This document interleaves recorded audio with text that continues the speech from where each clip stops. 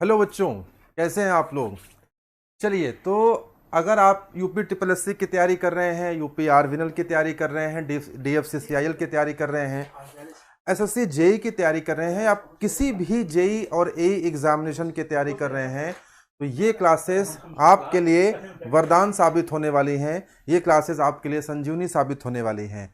आइए शुरुआत करते हैं। मैं आपके लिए फ्लूइड मैकेनिक्स और हाइड्रोलिक मशीन्स का मिक्स्ड क्लास लेके आया हूं 1 घंटे का। अगर आप फ्लूइड मैकेनिक्स वाली क्लास को देखेंगे तो अब इस क्लासेस को मैं कुछ इस तरह से डिज़ाइन किया हूं कि आपका revision each and every day होगा। ईच एंड एवरी डे होता क्या है, देखो अगर आप ना, तो फ्लूइड मैकेनिक्स में क्या है कि 14-15 सब्जेक्ट चैप्टर्स हैं। हाइड्रोलिक मशीन में 4-5 चैप्टर्स हैं। मैंने कोशिश करी है कि एक चैप्टर से सिर्फ एक क्वेश्चन लिया जाए, तो 15 चैप्टर से 15 क्वेश्चन, यानी हर दिन आपको एक चैप्टर से एक क्वेश्चन दिखेगा यहाँ पे, तो आप अपने आप रिवाइज करोगे, अपने आप आपका रिवाइज हो जाएगा, ऑटोमेटिकली आपका रिवाइज हो जाएगा। बात समझ में आया ना। मतलब पहला क्वेश्चन आपका फ्लूइड प्रॉपर्टी से, दूसरा आपका बायोंसी से, तीसरा आपका हाइड्रोस्टैटिक फोर्स से, चौथा बर्नौली से, पांचवा नॉच वियर से, छठवां पाइप फ्लो से, सातवां आपका लेमिनार फ्लो से, आठवां आपका बाउंड्री लेयर से, नौवां आपका ड्रैग फोर्स से, 10वां टरबाइन से, 11वां पंप से, 12वां इंपैक्ट ऑफ जेट से।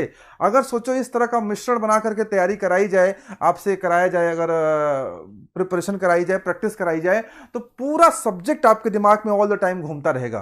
बोलो भाई। गुड इवनिंग, गुड इवनिंग बच्चों, गुड इवनिंग। तो आज की क्लास हम लोग शुरुआत करते हैं। मैंने कंप्लीट ये जितनी क्लासेस हम लोग चला रहे हैं, इसमें देखिए मेरी जो क्लास है उसमें मैं फ्लूइड मैकेनिक्स के साथ साथ हाइड्रोलिक मशीन कंबाइंड पैकेज आपको मिलेगा। दोनों ही सब्जेक्ट के क्वेश्चंस आपको एक साथ दिखेंगे, दोनों ही सब्जेक्ट के एक क्वेश्चन दिखेंगे। चलिए, तो 3 बजे से लेकर के 3 PM टू 4 PM का जो समय है उसमें आपको क्या मिलेगा, fluid mechanics, fluid mechanics plus hydraulic machine, इसका कंबाइंड क्वेश्चंस की सीरीज लेकर के मैं आपके सामने हर दिन आऊंगा, और आप देखिएगा हर एक दिन आपको मजा आएगा। पूरा फ्लूइड मैकेनिक्स 360 डिग्री में मैं रोटेट करवा दूंगा आपके लिए। पूरी फ्लूइड मैकेनिक्स आपका 360 डिग्री में रोटेट करेगा, क्योंकि आप देखिएगा कि एक क्वेश्चन होगा चैप्टर 2 से, तो दूसरा चैप्टर 5 से, फिर चैप्टर 9 से, फिर चैप्टर 10 से, फिर चैप्टर 12 से, यानी पूरी सारी चीजें एक साथ जिसके दिमाग में रहेगा ना, वही एग्जाम क्रैक करता है। बोलो यार। तो काफी जनता आ गई है, हम लगता है कि अब क्लास की शुरुआत हमें करनी चाहिए। एक बार सारे बच्चे थम्स अप कर दीजिए, और इस वीडियो को अगर लाइक न किया हो तो ऑनलाइन क्लासेस में ऐसी परंपरा है कि आपको लाइक करना पड़ता है, तो लाइक कर दीजिए। फिर हम लोग क्लास की शुरुआत करते हैं। और मैं बता दे रहा हूं, जो मैकेनिकल के बच्चे हैं आपके लिए तो खुशखबरी है कि 4 PM से लेकर के 5 PM तक जो आपकी क्लास होगी वो किसकी क्लास होगी, थर्मोडायनेमिक्स की क्लास होगी, उष्मा गतिकी की क्लास होगी। तो अब की चाहे यूपी ट्रिपल एससी हो, चाहे यूपी आरविनल हो, वो किसी भी हालत में बचने नहीं पाएगा, अपन निकाल के छोड़ेंगे, क्योंकि अब तो सब कुछ complete syllabus free of cost आपको मेक माई करियर के चैनल पे प्रोवाइड हो रहा है। आज इसकी पहली क्लास है, अधिक से अधिक लोगों को शेयर कर दीजिए। जितने लोग जुड़ेंगे they will enjoy the concept. हर एक चीज बहुत डिटेल में समझाऊंगा, हर एक चीज बहुत बढ़िया से समझाऊंगा, आप एकदम मजा आ जाएगा, you will enjoy like anything. चलिए, तो वादे के मुताबिक क्लास की शुरुआत करी जाए। पहला क्वेश्चन आपके स्क्रीन पे आने वाला है। पहला क्वेश्चन कहां गया, ये रहा पहला क्वेश्चन, ये रहा पहला क्वेश्चन। पहला क्वेश्चन देखिए, क्वेश्चन कोई आसान नहीं है, सारे question up to the mark रहेंगे, सारे क्वेश्चन जेई और ए लेवल के रहेंगे। सिंपल क्वेश्चन कराने से कोई मतलब नहीं है, लॉलीपॉप क्वेश्चन नहीं रहेंगे भैया। चलो सवाल लगाओ। Question number 1, general relation between shear stress tau and velocity gradient du upon dy for a fluid can be written as. कह रहा है कि अगर जनरल रिलेशन की बात करें ना तो हम ऐसे लिख सकते हैं। सही बात है, हमने आपको पढ़ाया था, जब हम आपको नॉन न्यूटोनियन फ्लूइड पढ़ाते हैं तो हम आपको बताते हैं कि जनरल रिलेशन कैसे लिख सकते हैं, हम इस तरह से लिख सकते हैं। अच्छी बात है। अब कह रहा है कि बताओ अगर b इक्वल टू 0 हो जाए, अगर b इक्वल टू 0 हो जाए तो टाउ कैसा बन जाएगा, टाउ बन जाएगा a du upon dy to the power n। फिर कह रहा है अभी रुक नहीं रहा, फिर कह रहा है कि बताओ अगर n की वैल्यू लेस देन 1 हो जाए, अगर b इज इक्वल टू 0 है और n is equal to less than 1 है, अगर ये दो शर्तें आपको एक साथ लगाई जाएं तो फिर कौन सा फ्लूइड बनता है?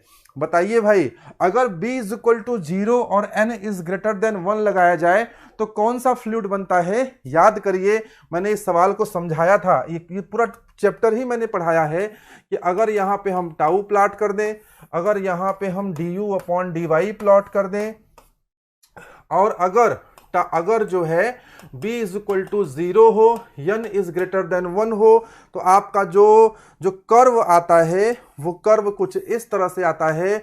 और इस कर्व का जो ये फ्लूइड, जिस फ्लूइड के लिए कर्व बनता है उस फ्लूइड का नाम क्या होता है? सूडोप्लास्टिक। क्या नाम होता है? Pseudoplastic fluid. बोलो, समझ में आया? क्या नाम होता है? Pseudoplastic fluid. अब केवल यहीं तक नहीं है कि सूडो प्लास्टिक में सीखना है, अभी बहुत कुछ सीख के जाना है। जो नए बच्चे आए हैं वो एंजॉय करें, वो तो ठीक है, सूडो प्लास्टिक तो आंसर मिल गया, correct answer is C part. लेकिन अभी बहुत कुछ सीखो, ये सीखो कि यहां अगर थीटा निकालोगे, यहां थीटा 2 निकालोगे, यहां थीटा 1 निकालोगे तो theta 2 is less than theta 1 होगा। सूडो प्लास्टिक के बारे में कौन कौन सी बातें याद रखनी है बताओ? सूडो प्लास्टिक के बारे में कौन कौन सी बातें याद रखनी है? पहली बात, theta 2 is less than theta 1। दूसरी बात कौन सी याद रखनी है? Negative slope. स्लोप कैसा होगा? नेगेटिव स्लोप होगा। तीसरी बात कौन सी याद रखनी है? अगर आपसे एग्जाम्पल पूछ लिया तब, अगर आपसे पूछ लिया कुछ एग्जाम्पल बताइए, ठीक है, तो इसके कुछ एग्जाम्पल क्या हो सकते हैं? मिल्क हो सकता है, ब्लड हो सकता है, कोलाइडल सोल्यूशन हो सकता है। ये सब किसके एग्जाम्पल्स हैं? ये सारे एग्जाम्पल्स हैं आपके सूडोप्लास्टिक फ्लूइड के। तो देखिए, सूडोप्लास्टिक फ्लूइड रिवाइज हो गया ना? यही हमारा उद्देश्य है, यही हमारा पढ़ाने का तरीका है कि हमने देखिए चैप्टर 1 में आज नॉन न्यूटोनियन फ्लूइड को रिवाइज करा दिया आपको। ऐसे ही चैप्टर 2 में एक क्वेश्चन पकड़ेंगे, ऐसे ही चैप्टर 3 में क्वेश्चन पकड़ेंगे, चैप्टर 4 में एक क्वेश्चन पकड़ेंगे, और इसी तरह सब कुछ रिवाइज आपको करा देंगे, सब कुछ रिवाइज हो जाएगा। अब इसी में अगर मान लो अगर यहां पर, अच्छा बताओ, अगर यहां पे अगर दिया होता, देखो एक क्वेश्चन पकड़े हैं, इसका कितना पोस्टमार्टम कर रहे हैं। अगर यहां दिया होता b बराबर 0, n ग्रेटर देन 1, तब फ्लूइड का नाम क्या होता बताओ? तब फ्लूइड का नाम होता डाइलेटेंट। डाइलेटेंट का ग्राफ कैसे जाता बताओ? डाइलेटेंट का ग्राफ कैसे जाता? यहां टाउ आता, यहां du अपॉन dy आता, और डाइलेटेंट ग्राफ ऐसे जाता। यहां अगर थीटा 1 निकालते, यहां अगर थीटा 2 निकालते, तो थीटा 2 ग्रेटर देन थीटा 1 होता। बात समझ में आया? यहां के स्लोप को क्या लिखते? पॉजिटिव की नेगेटिव? यहां के स्लोप को लिखते पॉजिटिव स्लोप। रिवीजन हो रहा है कि नहीं बताओ? कनेक्ट हो रहा है कि नहीं? आप लोगों को कनेक्ट कर पा रहे कि नहीं? सारी चीजों को थम्स अप करके बताइए, बात पकड़ में आ रही कि नहीं? एक सवाल लिया है, पूरा चैप्टर 1 फ्लूइड प्रॉपर्टी रिवाइज करा दिया। अगला सवाल किसी और चैप्टर से मिलेगा। चलते हैं, देखते हैं अगला सवाल कहां है। चलिए अगला सवाल, नेक्स्ट क्वेश्चन आपके कंप्यूटर स्क्रीन पे है, इसका जवाब दीजिए। Difference of pressure between the inside and outside of soap bubble. Soap bubble का केस है बच्चों, ध्यान देना, किसका केस है? सोप बबल का केस है। सोप बबल के केस में क्या करना रहता है? सोप बबल के केस में क्या करना रहता है? डिफरेंस ऑफ प्रेशर पूछ रहा है। देखो एक फॉर्मूला तो आपको याद ही होगा, sigma is equal to PD/8। इसी फॉर्मूले को ना अच्छे से लिखेंगे अगर, तो 8 sigma by D is equal to आता है P बराबर। असल में ये प्री नहीं होता, ये डेल्टा P होता है, यानी ये PI माइनस P नॉट होता है। तो delta P is equal to लिखेंगे तो कितना आ जाएगा? 8 सिग्मा अपॉन डी आ जाएगा। तो इसका आंसर क्या होगा बोलो? क्वेश्चन नंबर 2 का आंसर क्या होगा? 8 sigma by D. The correct answer is C part. बोलो यार, 8 sigma by D, the correct answer is C part. अच्छा मान लो यहां पर आपसे पूछ लेता, इसी क्वेश्चन अभी आगे आएगा, अगर आपसे पूछ लेता कि बताइए एक्सटर्नल प्रेशर क्या होगा, तो उस तरफ जाके जुड़ जाएगा ये, ठीक है ना? तो यहां P नहीं बल्कि डेल्टा P होता है। देखिए तभी क्या ना, difference between the pressure between the inside and outside, PI यानी इनसाइड प्रेशर, आउटसाइड का डिफरेंस होता है ये। This is the formula. अरे समझ में आ रहा है? Inside pressure is greater. हाँ बिल्कुल, आगे बढ़े। क्वेश्चन नंबर 3 देखो आ गया, सेम क्वेश्चन है लेकिन कितने अलग तरीके से आया। पहली बात तो सोप फिल्म के बारे में आया। जैसे ही सोप बबल की बात करेगा ना, क्या लिखोगे formula, delta P is equal to 8 sigma by D. Delta P क्या होता है, P I minus P naught 8 sigma by D. यहां से पी आई निकालोगे कितना हो जाएगा, P naught plus 8 sigma by D.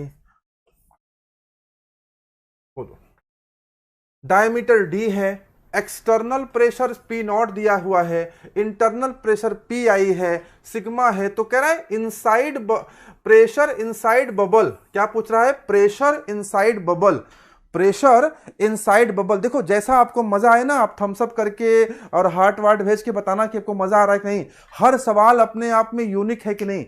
Each and every question is a unique question and each and every question with the help of these questions you can revise your subjects very easily.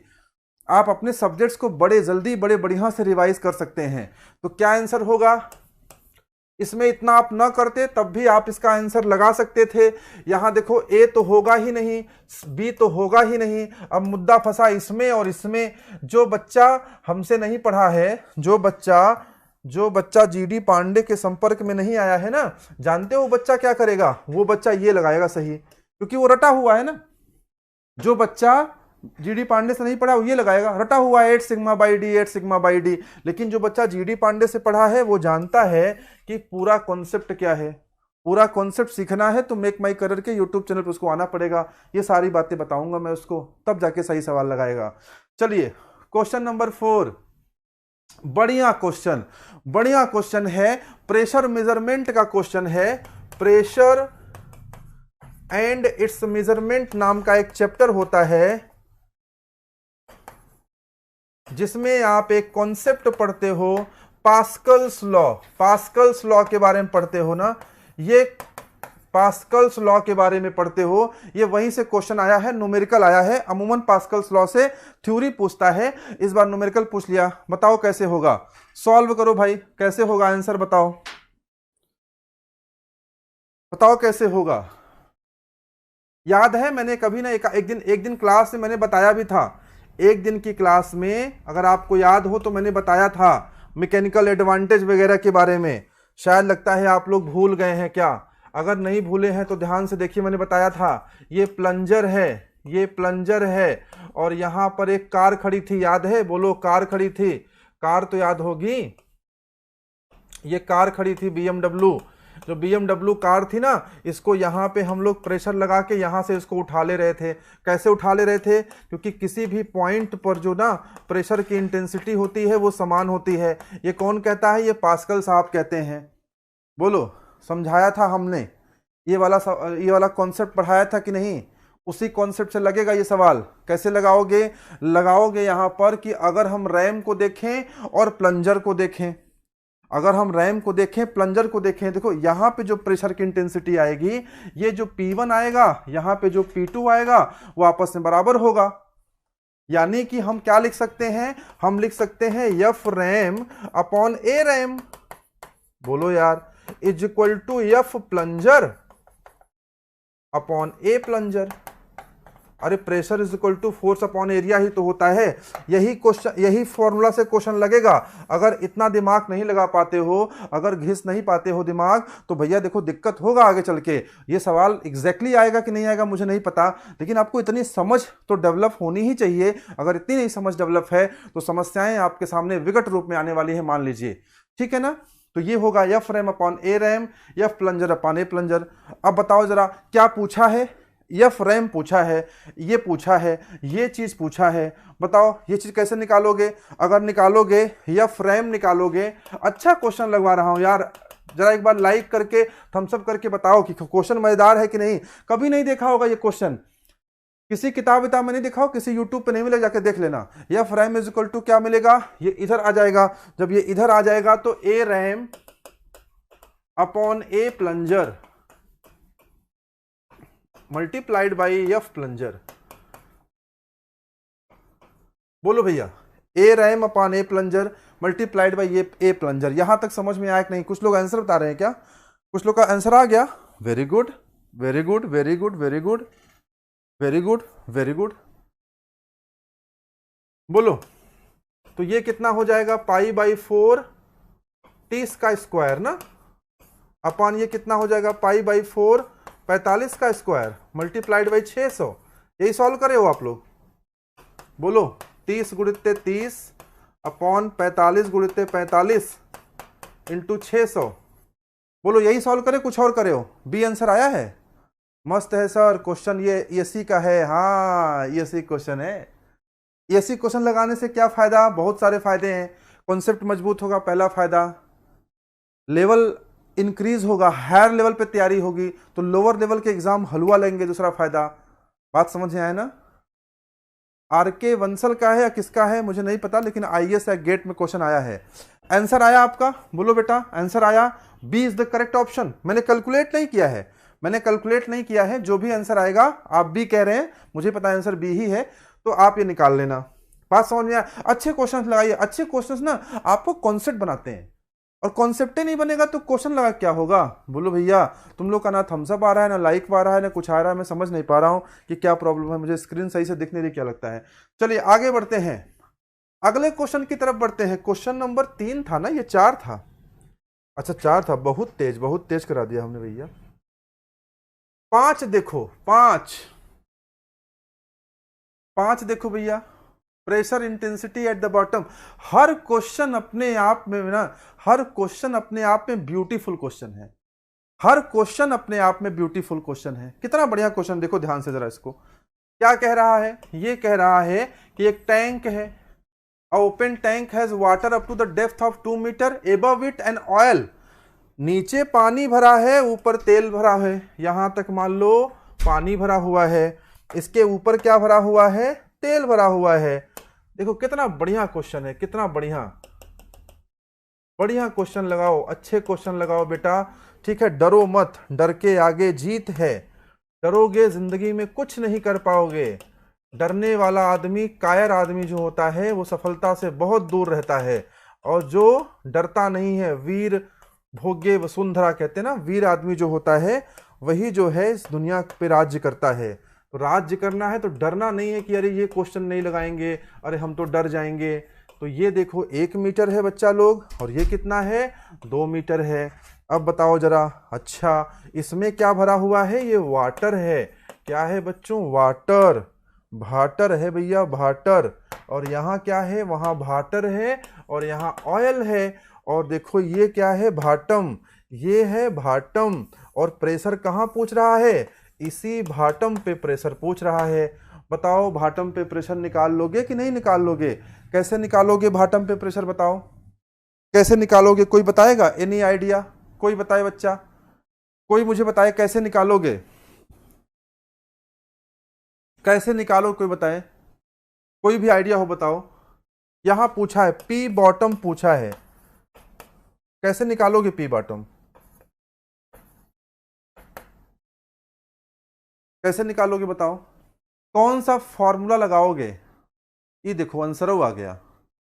हम तो अभी कह रहे थे कि कौन सा formula लगाओगे, एक लड़का आंसर निकाल के दे दी। वाह भैया, देखो बॉटम तक आना है ना, यहां तक आना है। चलेंगे कहां से? यहां से। कहां से चलेंगे? यहां से।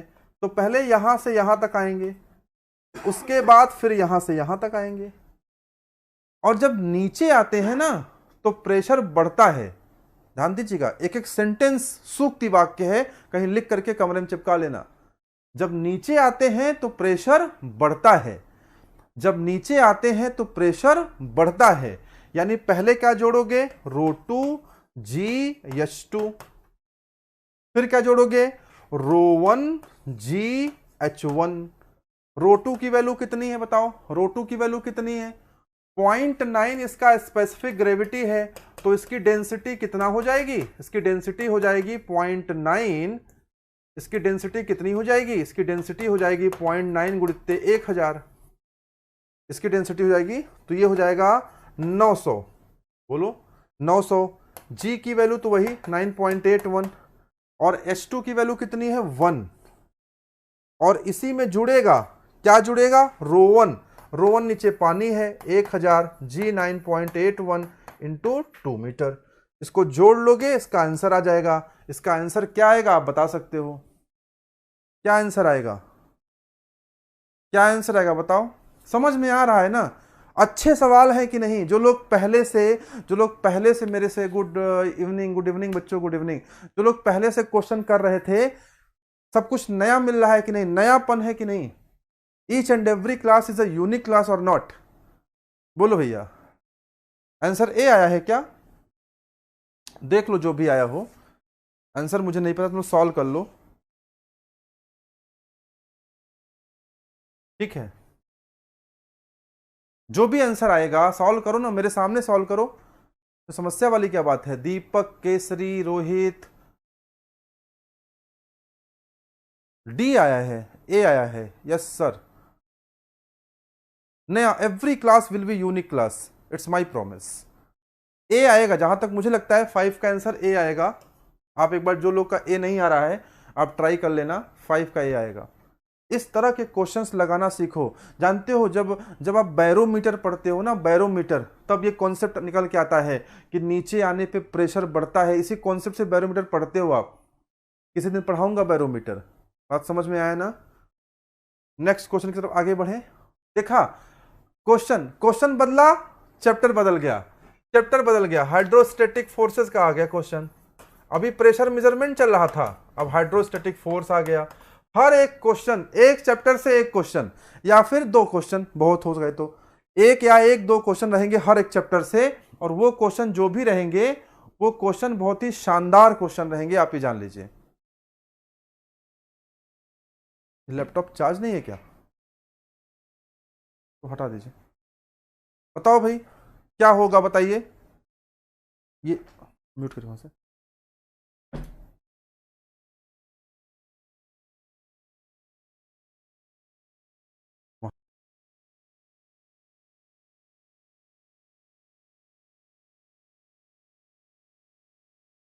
उनको बोलिए ले आएंगे।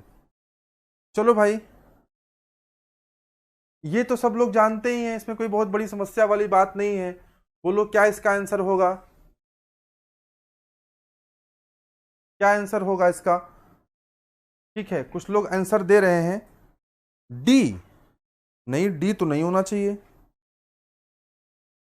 डी तो इसका आंसर नहीं होना चाहिए। डी होना चाहिए क्या? डी है, आई जी अपॉन। नहीं नहीं नहीं, गड़बड़ कर रहे हो तुम लोग। डी, अरे बाप रे। देख लो, बताओ भाई, सब लोग बताओ क्या आंसर होगा। बाकी लोग भी बताएं।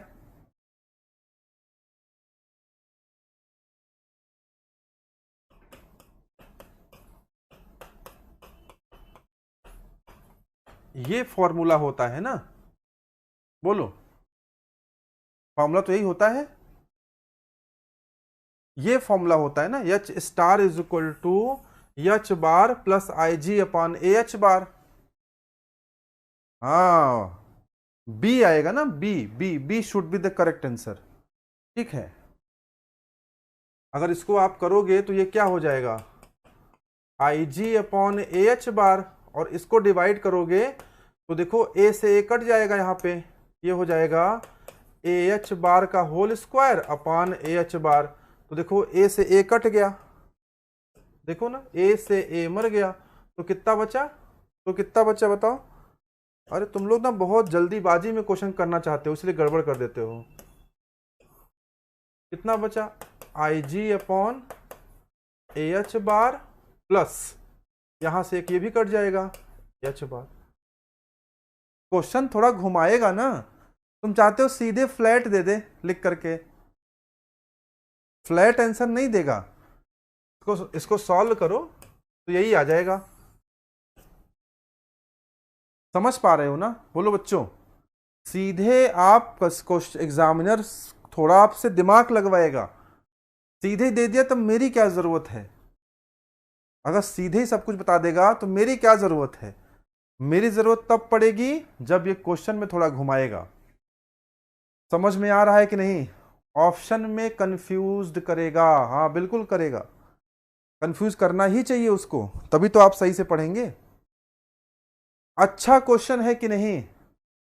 बोलो, अच्छा क्वेश्चन है कि नहीं? आगे बढ़ा जाए। The resultant pressure on a body emerged in a fluid is called. देखो, जैसे ही क्वेश्चन बदला वैसे ही चैप्टर बदला, क्वेश्चन बदला चैप्टर बदला। कहां आ गए? बायोंसी में। कहां आ गए? Buoyancy and flotation.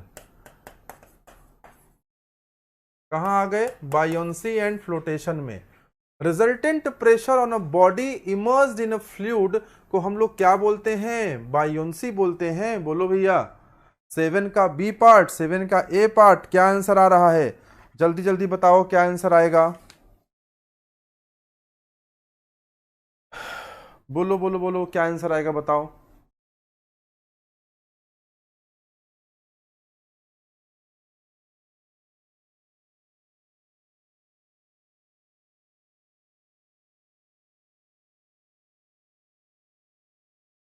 चलिए, ये तो आसान क्वेश्चन था, इसमें कोई बहुत बड़ी बात नहीं है, आगे बढ़ा जाए।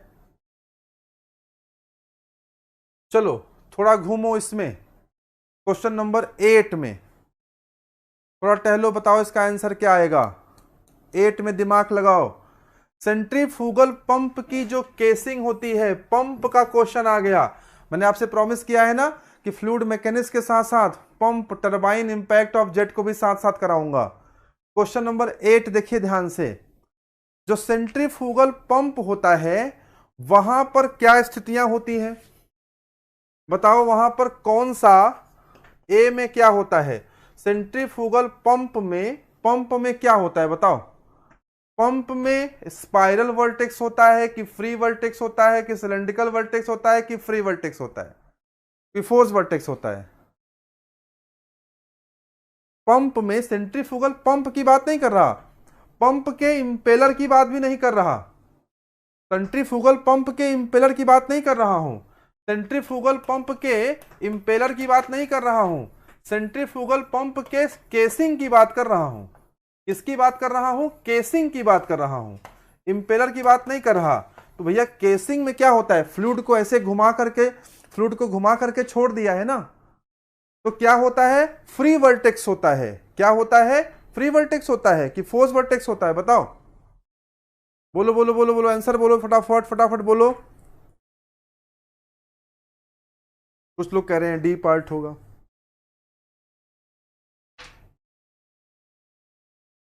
ए किससे मैच करेगा? बी किससे मैच करेगा? सी किससे मैच करेगा? डी किससे मैच करेगा? चारों का आंसर बताइए, चारों का आंसर बताइए, दिमाग लगाइए भाई। ए किससे मैच करेगा? सेंट्रीफ्यूगल पंप की केसिंग हो चाहे टरबाइन की केसिंग हो, इन दोनों में तो फ्री वर्टेक्स फ्लो होगा ना, फ्री वर्टेक्स फ्लो होगा। यहां भी क्या होगा? फ्री वर्टेक्स फ्लो होगा। और अगर आप लेते हैं, अगर आप लेते हैं सेंट्रीफ्यूगल पंप का इंपेलर या फिर टरबाइन का रनर, तो यहां पे क्या होगा? फोर्स वर्टेक्स होगा। तो इसका सही आंसर क्या होना चाहिए? इसका सही आंसर क्या होना चाहिए? It should be B part, 2244। कोई डी कह रहा है, कोई सी कह रहा है, कोई अपने मन से कुछ भी कह दे रहा है। बात पकड़ में आया ना भाई? इंपेलर पे तो फोर्स का प्रभाव बना हुआ है, यही काम रनर पे भी है, लेकिन जब उसने घुमा करके, जब फ्लूइड, जब उस पर से फोर्स का प्रभाव हट गया, तब तो वहां पर फोर्स वर्टेक्स थोड़ी होगा, तब तो वहां फ्री वर्टेक्स ही होगा ना।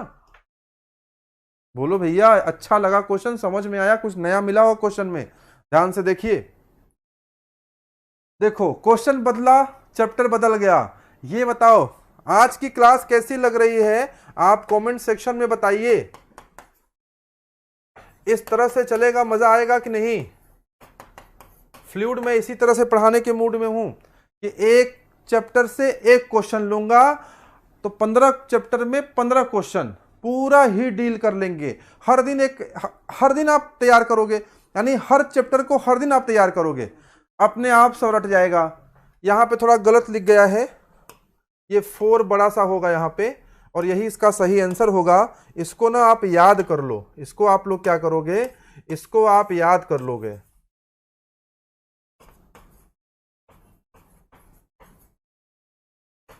इस फॉर्मूले को आप याद कर लेना, CV इज इक्वल टू होता है अंडर रूट में एक्स स्क्वायर अपान 4YH। इसको लिख तो ऐसे भी सकते हैं एक्स अपान अंडर रूट में 4YH, लेकिन लिखते ऐसे ही अमूमन। क्लास समझ में आ रही है? मजा आ रहा है क्लास ना? डिफरेंट बिल्कुल।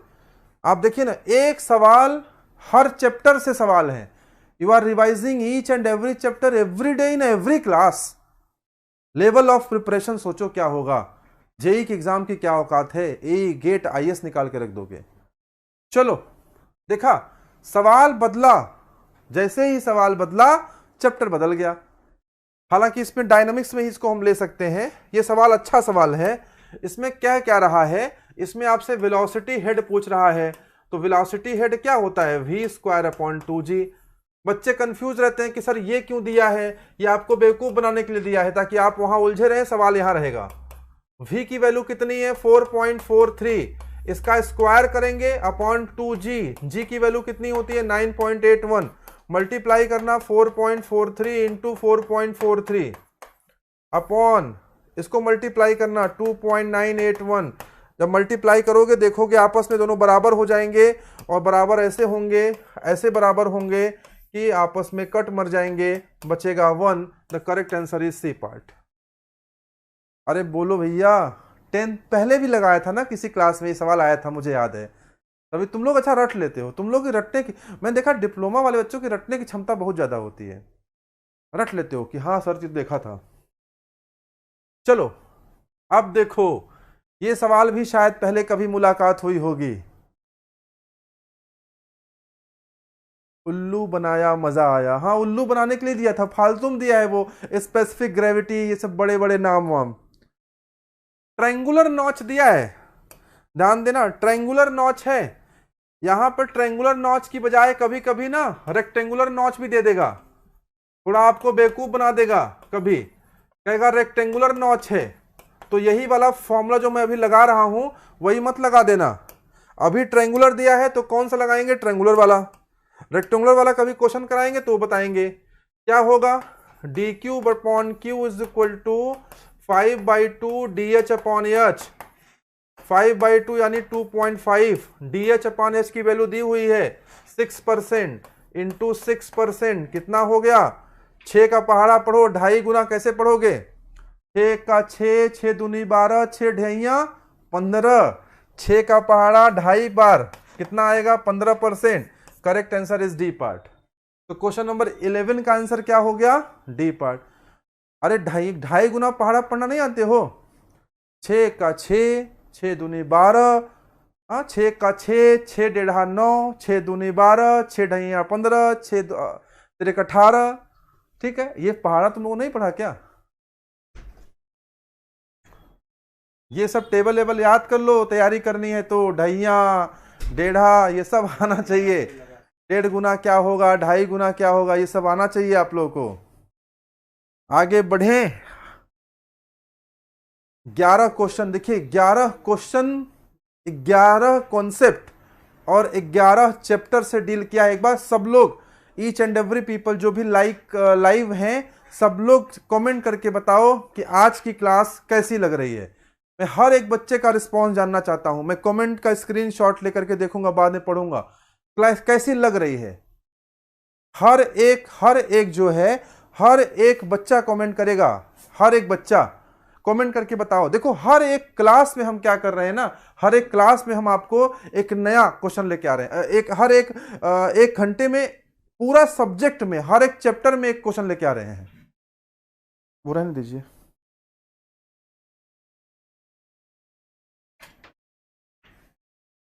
ठीक है, हर एक क्वेश्चन में एक नया कॉन्सेप्ट, एक नया चैप्टर। एक चैप्टर से सिर्फ एक क्वेश्चन लिया है हमने। हाँ, रेक्टेंगुलर नॉच रहेगा 3/2 हो जाएगा। सही बात कह रहा है रोहित। मजा आ रहा है कि नहीं? सुपर क्लास, मजा आ रहा है ना? अभी और मजा आएगा। अभी तो मजा आ रहा है, अभी और मजा आने वाला है।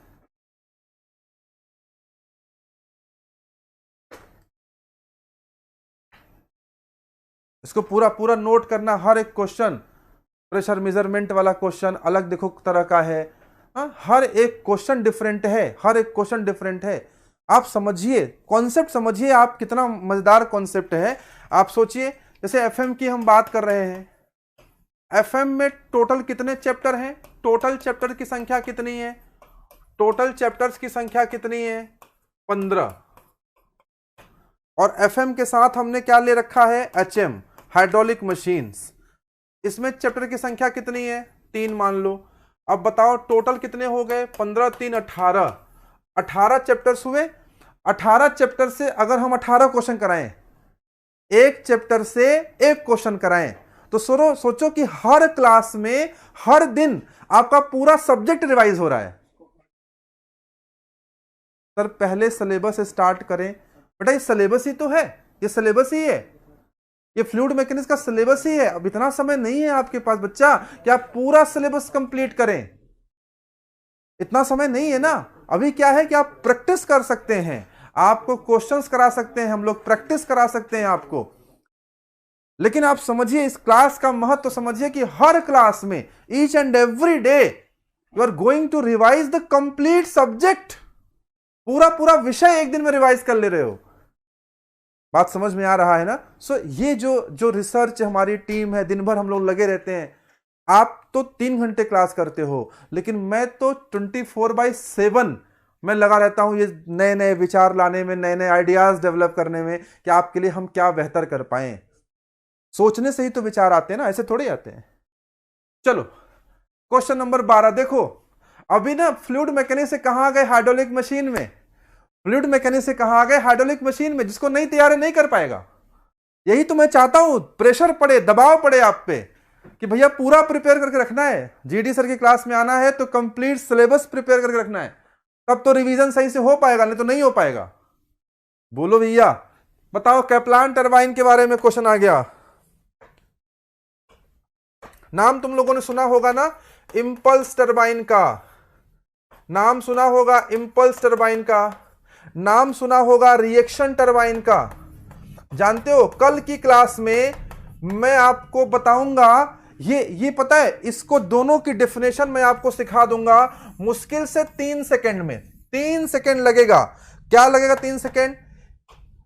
इंपल्स टरबाइन के बारे में 5 बातें याद रखनी है और रिएक्शन टरबाइन के बारे में 5 बातें याद रखनी है।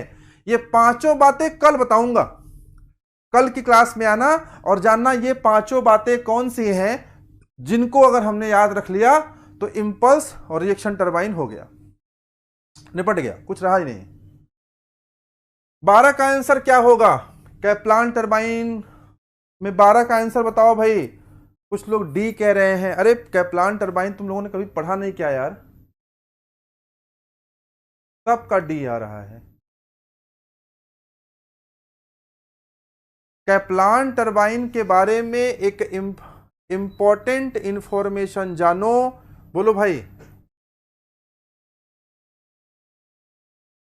कुछ लोग का सी आ गया, बहुत बढ़िया, बहुत बढ़िया। कैप्लान टरबाइन पार्ट लोड पर उसकी एफिशिएंसी बेस्ट होती है। Do you know? Kaplan turbine की पार्ट लोड एफिशिएंसी बेस्ट होती है। बाकी बातें कैप्लान टरबाइन की तब समझ में आएगा जब रिएक्शन टरबाइन पूरा समझ में आएगा। कैप्लान क्या है, प्रोपेलर क्या है, सब समझ में आएगा। ये जो एडजस्टेबल वेंस वाले कह रहे हैं, अभी उन्होंने प्रोपेलर कैप्लान दोनों पढ़ा नहीं है ढंग से। 5 बातें बताऊंगा, सिर्फ 5 बातें कैप्लान के रिएक्शन के बारे में, सिर्फ 5 बातें इंपल्स के बारे में। 5 बातों में ही पूरा टरबाइन खत्म हो जाएगा। आगे बढ़ते हैं। ये देखो एक नया क्वेश्चन आ गया, कह रहा है कि बताओ जरा टाइडल पावर प्लांट में कौन सी टरबाइन यूज होती है? आंसर है बल्ब टरबाइन। अब ये बल्ब टरबाइन क्या होता है आगे पढ़ाऊंगा। बल्ब टरबाइन क्या होता है ये जानबूझ करके ना, जैसे थोड़ा सा बता दिया और थोड़ा सा छोड़ दिया, ताकि फिर मिलोगे अगली क्लास में ना, सब बता दूंगा, सारा ज्ञान आज ही दे दूंगा तो कल नहीं मिलोगे। तो बल्ब टरबाइन क्या होता है किसी दिन समझाऊंगा। बल्ब टरबाइन क्या होता है, बात समझ में आया? चलो फिलहाल क्यों बता दिया, याद कर लो। ऐसे क्वेश्चंस को तो रट लो यार, रट लो। एकदम रट लो, एग्जाम में आएगा, तय है। आगे बढ़ते हैं। Surge tank is used in the pipeline. Surge tank कहां यूज होता है? थर्मोडायनेमिक्स की क्लास शुरू होने वाली है, अपने दोस्तों से, यारों से, सखी से, सहेलियों से शेयर कर दो। जीडी पांडे थर्मोडायनेमिक्स पढ़ाएंगे, तो थर्मोडायनेमिक्स यहीं पर दिखेगा आपको चलता हुआ, सारे सिलेंडर पिस्टन के अरेंजमेंट आपको चलते हुए दिखेंगे। शेयर कर दीजिए, you are going to enjoy the class. बताइए 14 का आंसर बताइए। सर्ज टैंक कहां यूज होता है? सर्ज टैंक कहां यूज होता है? देखो सर्ज टैंक का कहीं नाम आए ना, सर्ज टैंक का कहीं नाम आए, वाटर हैमर का कहीं नाम आए, वही उसका आंसर टिक कर देना, यही आंसर होगा। 14 का सी पार्ट, 14 का सी पार्ट।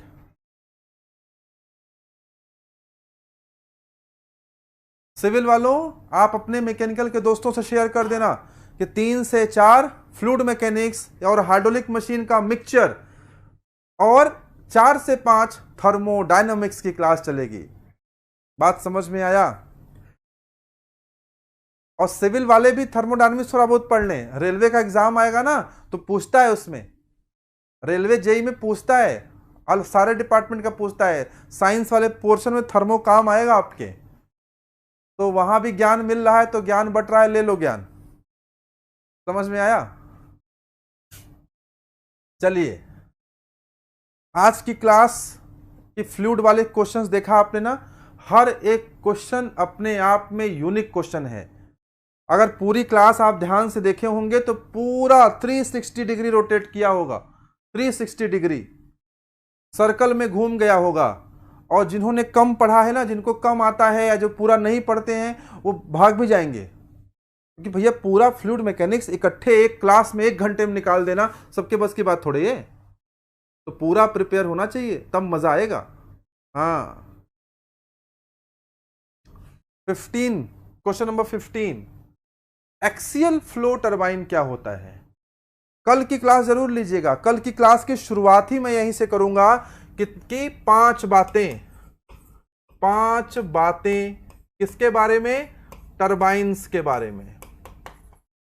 कौन सी टरबाइन? चाहे वो आपकी इंपल्स टरबाइन हो, चाहे वो आपकी रिएक्शन टरबाइन हो।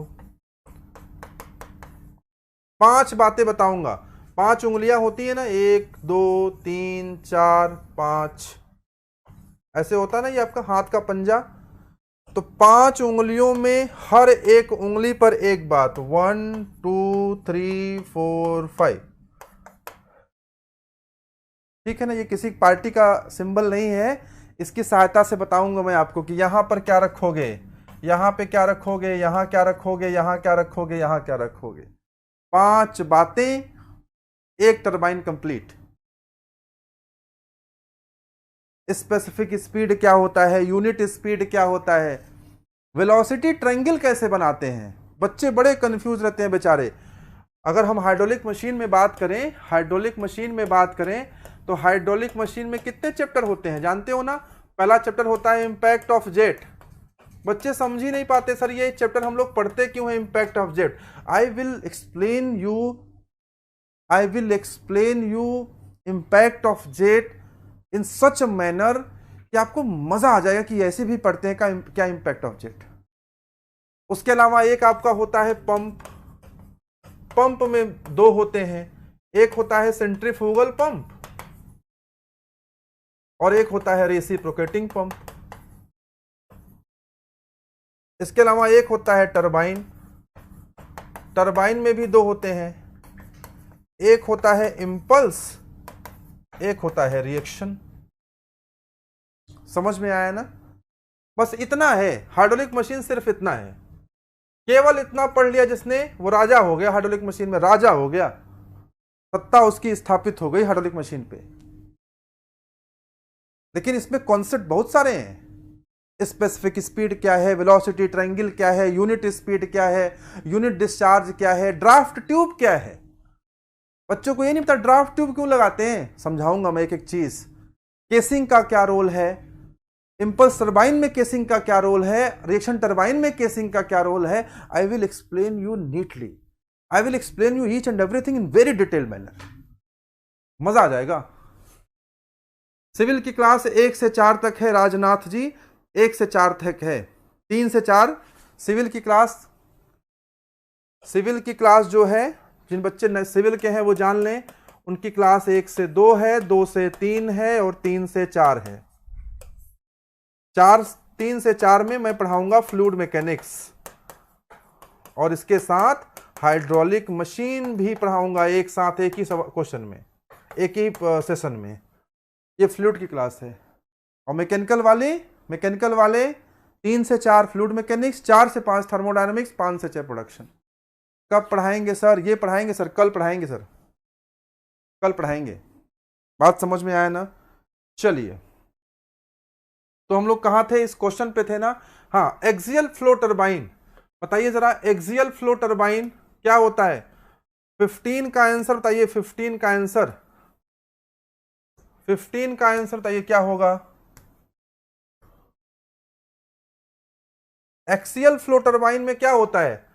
एक्सियल फ्लो टरबाइन में होता यह है कि चाहे इनलेट हो चाहे एग्जिट हो, inlet is axial, outlet is axial. Correct answer is B part. बात समझ में आया ना? और अगर आपका इनलेट जो है वो रेडियल हो और अगर आउटलेट एक्सियल हो, तब उसे क्या बोलेंगे बताओ? तब उसे कौन सा टरबाइन बोलेंगे? अगर इनलेट जो है रेडियल हो, आउटलेट एक्सियल हो, तो उसे क्या बोलेंगे? तब उसे बोलेंगे mixed flow turbine. Mixed flow turbine नाम सुना है कभी? फ्रांसीस का नाम सुना है? Francis turbine, modern Francis turbine. Modern Francis turbine क्या होता है? Mixed flow turbine. तो एग्जाम में जरूरी नहीं कि यही वाला पूछेगा, आपकी ये पूछ लेगा, तब क्या करोगे? तब भी सही आंसर करके आओगे, क्योंकि तुम लोग क्या हो? अच्छे बच्चे हो, 4 से 5 पढ़ते हो फ्लूइड मैकेनिक्स। 15 क्वेश्चन लेके आए थे, लेकिन 15 क्वेश्चन में पूरा सब्जेक्ट रिवाइज करवा दिया कि नहीं करवा दिया? ईमानदारी से कमेंट करके बताओ, झूठा कमेंट नहीं चाहिए। बुरा लगा हो ना, लिख देना बहुत खराब पढ़ाते हैं सर आप, नहीं पढ़ना आपसे। 15 क्वेश्चन में पूरा सब्जेक्ट रिवाइज किया आपने, पूरा सब्जेक्ट। अब हम लोग थर्मोडायनेमिक्स शुरू करने वाले हैं। अब 2 घंटे मेरे को पढ़ाना पड़ेगा, आपसे वादा किया है ना। तो अभी फ्लूइड वाली क्लास ओवर हो गई है। तो सिविल के बच्चे हैं वो अपना रिएक्शन दें, बताएं, कमेंट करें इसके बारे में कि आपको जो है क्लास कैसी लग रही है। कमेंट सेक्शन में जरूर लिखा करिए, या फिर मेरे नंबर पे व्हाट्सएप कर सकते हैं 9454153570 पर, 9454153570 पर। ऐसा नहीं पढ़े किसी से भी, खुशबू बैंसला, ठीक है? कोई बात नहीं, जब नहीं पढ़े तो अभी पढ़ने का समय आ गया है। जो लोग ऐसा कभी नहीं पढ़े वही तो ऐसा पढ़ेंगे ना आज, जिन पहले ही पढ़ लिए तो वो नहीं पढ़ेंगे, ठीक है?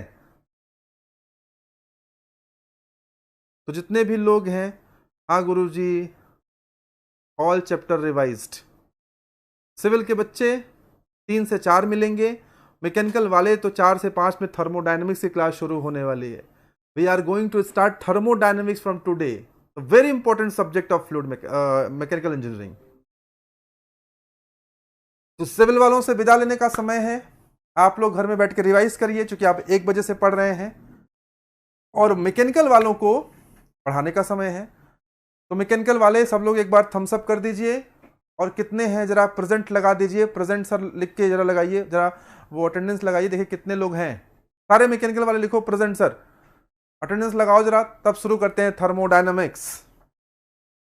थर्मोडायनामिक्स एक ऐसा सब्जेक्ट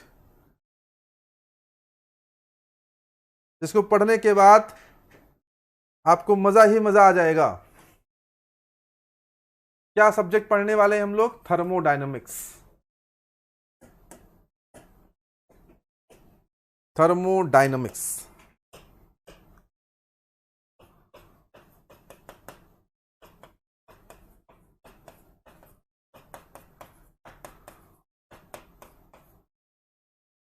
थर्मोडायनेमिक्स।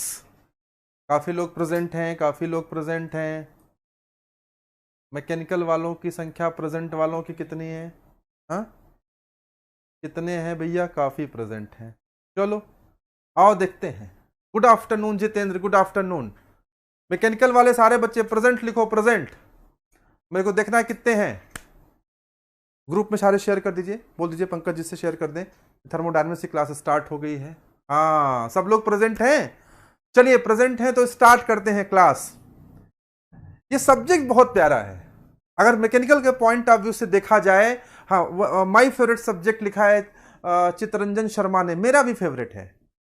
थर्मोडायनेमिक्स मेरा भी फेवरेट सब्जेक्ट है।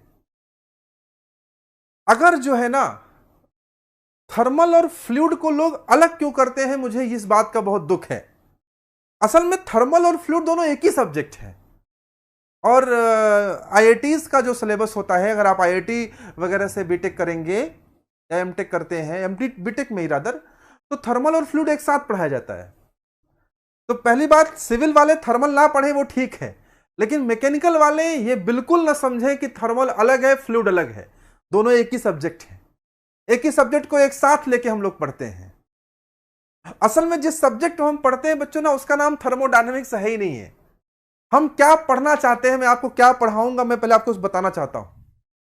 5-10 मिनट में मैं ब्रीफ करता हूं कि हम क्या पढ़ने वाले हैं, फिर सब्जेक्ट को एक स्टार्ट करेंगे। ब्यूटीफुल क्वेश्चन लेके आया हूं आपके लिए, ब्यूटीफुल क्वेश्चन।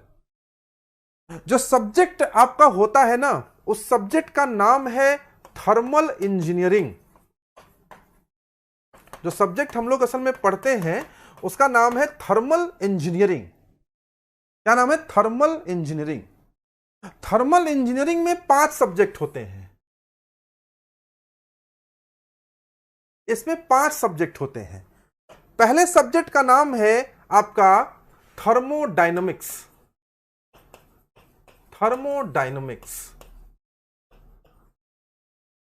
जो थर्मोडायनेमिक्स हम पढ़ रहे हैं ना, ये थर्मल इंजीनियरिंग समंदर है, उसमें से थोड़ा सा पार्ट है थर्मोडायनेमिक्स। जो इसका दूसरा सब्जेक्ट है उसका नाम है RAC, refrigeration and air conditioning. RAC पढ़ोगे तो मजा आ जाएगा। 1 टन ऑफ रेफ्रिजरेशन क्या होता है ये बताऊंगा, वीसी साइकिल, तमाम सारी चीजें, डिफरेंट डिफरेंट चीजें। इसी सब्जेक्ट का दूसरा जो पार्ट, तीसरा जो पार्ट होता है वो होता है पावर प्लांट इंजीनियरिंग, जिसका वेटेज आजकल एसएससी जेईई में बहुत ज्यादा हो गया है। इसको भी छोड़ना नहीं है, बहुत अच्छे से पढ़ना है। चौथा जो पार्ट है वो है हीट ट्रांसफर। इस सब्जेक्ट को कुछ लोग हीट एंड मास ट्रांसफर भी कहते थे, लेकिन हीट ट्रांसफर नाम का जो पार्ट है वही आपके इंजीनियरिंग सेक्शन में एग्जाम में पूछा जाता है। और जो 5वां इसका पार्ट है वो है आईसी इंजन्स। तो कुल मिलाकर के थर्मल इंजीनियरिंग के 5 बेटे हैं, 5 पांडव हैं। ये थर्मल इंजीनियरिंग के 5 पांडव हैं। एक का नाम है अर्जुन, एक का नाम है भीम, एक का युधिष्ठिर, एक का नकुल, एक का सहदेव। तो वैसे ही एक थर्मोडायनेमिक्स है, एक आरएसी है, एक पावर प्लांट है, एक हीट ट्रांसफर है, एक आईसी इंजन है। इन 5 पांडवों में सबसे अधिक चर्चा किसकी होती है? अर्जुन की या फिर युधिष्ठिर की। तो थर्मोडायनेमिक्स जो है ना वो अर्जुन है। ये नहीं अगर पढ़ोगे, अगर ये नहीं आया, इसका एक नाम और होता है बेसिक थर्मोडायनेमिक्स। इसको हम लोग क्या बोलते हैं? Basic thermodynamics. अगर ये नहीं समझ में आया ना तो कुछ नहीं समझ में आएगा, क्योंकि बाकी सब इसी के एप्लीकेशन हैं। बाकी सब इसी के एप्लीकेशन हैं, चाहे वो आरएसी हो, चाहे वो पावर प्लांट हो, चाहे वो आईसी इंजन हो, ये तीनों इसी के एप्लीकेशन हैं। हीट ट्रांसफर इससे मिलता जुलता सब्जेक्ट है। तो भैया अगर आपको थर्मोडायनेमिक्स नहीं समझ में आया तो आपको कुछ नहीं समझ में आएगा। अब आइए हम आते हैं थर्मोडायनेमिक्स पे कि इसमें हम पढ़ेंगे क्या, थर्मोडायनेमिक्स में हम पढ़ते क्या हैं, इसका सिलेबस क्या है, और फिर सीधे सीधे हम आपको क्वेश्चंस पे ले चलेंगे। थर्मोडायनेमिक्स में सबसे पहले हम पढ़ते हैं जीरोथ लॉ के बारे में। पहले क्या पढ़ेंगे? जीरोथ लॉ के बारे में। उसके बाद हम लोग क्या पढ़ते हैं? उसके बाद हम लोग पढ़ते हैं फर्स्ट लॉ ऑफ थर्मोडायनेमिक्स के बारे में। ये मैं चैप्टर्स आपको इसलिए बता दे रहा हूं क्योंकि मेरे जो क्वेश्चंस होंगे ना वो यहीं से आपको मिलेंगे। फर्स्ट लॉ जो हम पढ़ते हैं वो दो पार्ट में पढ़ते हैं, एक तो क्लोज सिस्टम के लिए पढ़ते हैं और एक हम पढ़ते हैं ओपन सिस्टम के लिए। इसके बाद जो हमारा चैप्टर है उसका नाम है सेकेंड लॉ। सेकेंड लॉ के बाद हम लोग क्या पढ़ते हैं, एंट्रोपी। इसके बाद हम लोग क्या पढ़ते हैं, आइडियल गैसेस। इसके बाद हम लोग क्या पढ़ते हैं, प्रॉपर्टीज ऑफ स्टीम। तो मुख्य रूप से 1 2 3 4 5 6 वो चैप्टर्स हैं जहां से थर्मोडायनेमिक्स की पूरी क्लासेस कवर होने आपके लिए जा रही हैं। कुल 6 चैप्टर्स हैं देखा जाए तो। इन 6 चैप्टर से हम सारी चीजें आपके लिए कवर करने जा रहे हैं। मैं शुरुआत करूंगा ना, मेरी क्लासेस है, क्लास 1 है तो उसमें चैप्टर 1 से चीजें रहेंगी। फिर जितने दिन चैप्टर 1 से चीजें करानी है 1 2 क्लास कराएंगे, फिर इस पे आएंगे, फिर इस पे क्रमबद्ध तरीके से पूरा कराएंगे आपको। तो देर न करते हुए मुझे लगता है क्लास की हमें शुरुआत कर देनी चाहिए। और पहला क्वेश्चन आपके स्क्रीन पर ये सामने दिख रहा है थर्मोडायनेमिक्स का। बताओ बच्चों क्या है थर्मोडायनेमिक्स। पहले क्वेश्चन का आंसर क्या है, जवाब दीजिए। What is the answer of first question. जो नए बच्चे आए हैं आज वो कृपा करके इस वीडियो को लाइक कर दीजिए। ये सब कुछ आपके लिए एफर्ट किया जा रहा है, ये सारी मेहनत आप ही के लिए है। इसमें हमारा कोई बेनिफिट नहीं है, सिर्फ एक बेनिफिट है कि आपका अगर सिलेक्शन हो गया तो हमें बड़ा सुकून मिलेगा और हमें अलग तरह की एक खुशी होगी। तो कृपया आप सभी लोग इसको लाइक कर दीजिए, जो लोग भी क्लास देख रहे हैं। चलिए बच्चों, series of operations which takes place in a certain order and restore the initial condition at the end is known as thermodynamic cycle. क्या बोलेंगे, थर्मोडायनेमिक साइकिल। अब यहां से सीखना, सीखते हुए चलना। थर्मोडायनेमिक्स सिर्फ क्वेश्चन नहीं लगाना है, सिखाऊंगा भी आपको। साइकिल बच्चों दो प्रकार की होती है, एक होती है मैकेनिकल साइकिल, सुने नहीं होगे तुम लोग लेकिन क्वेश्चन आता है, और दूसरी होती है thermodynamic cycle.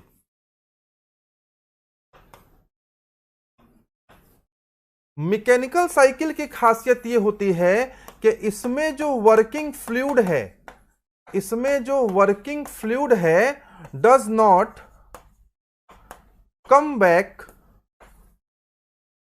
Back to its initial position.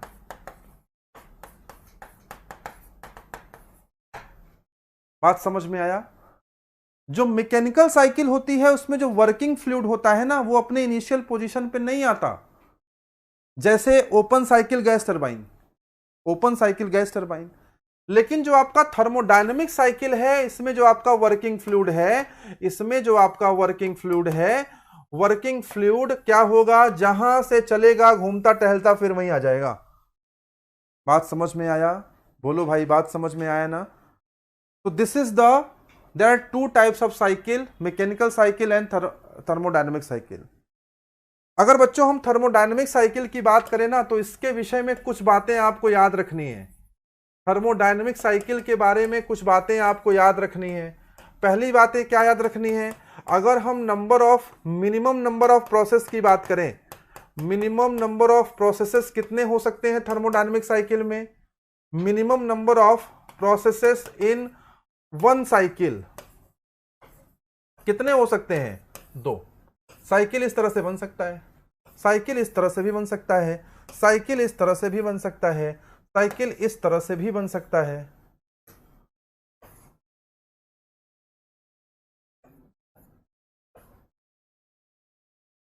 समझ में आ रहा है कि नहीं। ये साइकिल के बारे में है। और साइकिल के लिए किसी भी प्रॉपर्टी का साइक्लिक इंटीग्रल आप लेते हैं, किसी भी प्रॉपर्टी का, तो वो कितना होना चाहिए, 0 होना चाहिए। तो देखो हम एक क्वेश्चन लगाएंगे तो उससे संबंधित सारी बातों को भी डिस्कस करते चलेंगे। ये आप चाहते हो कि नहीं, ये डिस्कशन आप चाहते हो कि आप सिर्फ क्वेश्चन लगाना चाहते हो, जो आप बताओ मैं वैसा करा दूंगा। It must be a close loop. Yes Deepak, आप क्या चाहते हो, क्वेश्चन के साथ साथ थोड़ा उसका सॉल्यूशन भी, या सिर्फ क्वेश्चन लगाएं? बताओ मेरे को, क्वेश्चन के साथ साथ उसके बारे में थोड़ा डिस्कशन भी करते चलें, या सिर्फ क्वेश्चन लगवा दें, सिर्फ आंसर बताते चलें? आप जो चाहते हो, जैसा आप बताओ मैं वैसा कर दूंगा। Heat and work are, heat और वर्क क्या होते हैं? Heat and work are path functions. Yes sir, discussion चाहिए, डिस्कशन चाहिए, बताओ। पानी मत देना, पानी। Discussion also, okay. चलिए, हीट और वर्क क्या होते हैं? हीट और वर्क जो है वो पाथ फंक्शन होते हैं। पाथ फंक्शन क्या होते हैं? पाथ फंक्शन वो होते हैं जो पाथ पर डिपेंड करते हैं। पाथ फंक्शन वो होते हैं जो पाथ पर डिपेंड करते हैं। देखो, जानते हो, देखो याद होगा आपको, हम लोग वर्क को जानते हो कैसे दिखाते हैं? अगर पीवी डायग्राम पे देखोगे, पीवी डायग्राम पे देखोगे तो ये होता है वर्क, ये होता है P इंटू डी, ये होता है वर्क। और अगर आप हीट को देखोगे ना, हीट कैसे दिखाएंगे जानते हो? देखो दिखाएंगे ऐसे TS डायग्राम पे, T इधर S, इधर दिखाएंगे इस तरह से, ये आपका हीट है। और heat Q is equal to क्या होता है? TdS। तो आप देखो ना कि हीट और वर्क में कितनी सिमिलरिटी है। ये कभी आपको किसी ने फील नहीं कराया होगा, मैं आपको फील करा रहा हूं। वर्क इज इक्वल टू क्या है? W is equal to P into delta V या P into D V. Heat Q is equal to क्या है? T into DS। एक जैसे नहीं लग रहे हैं दोनों?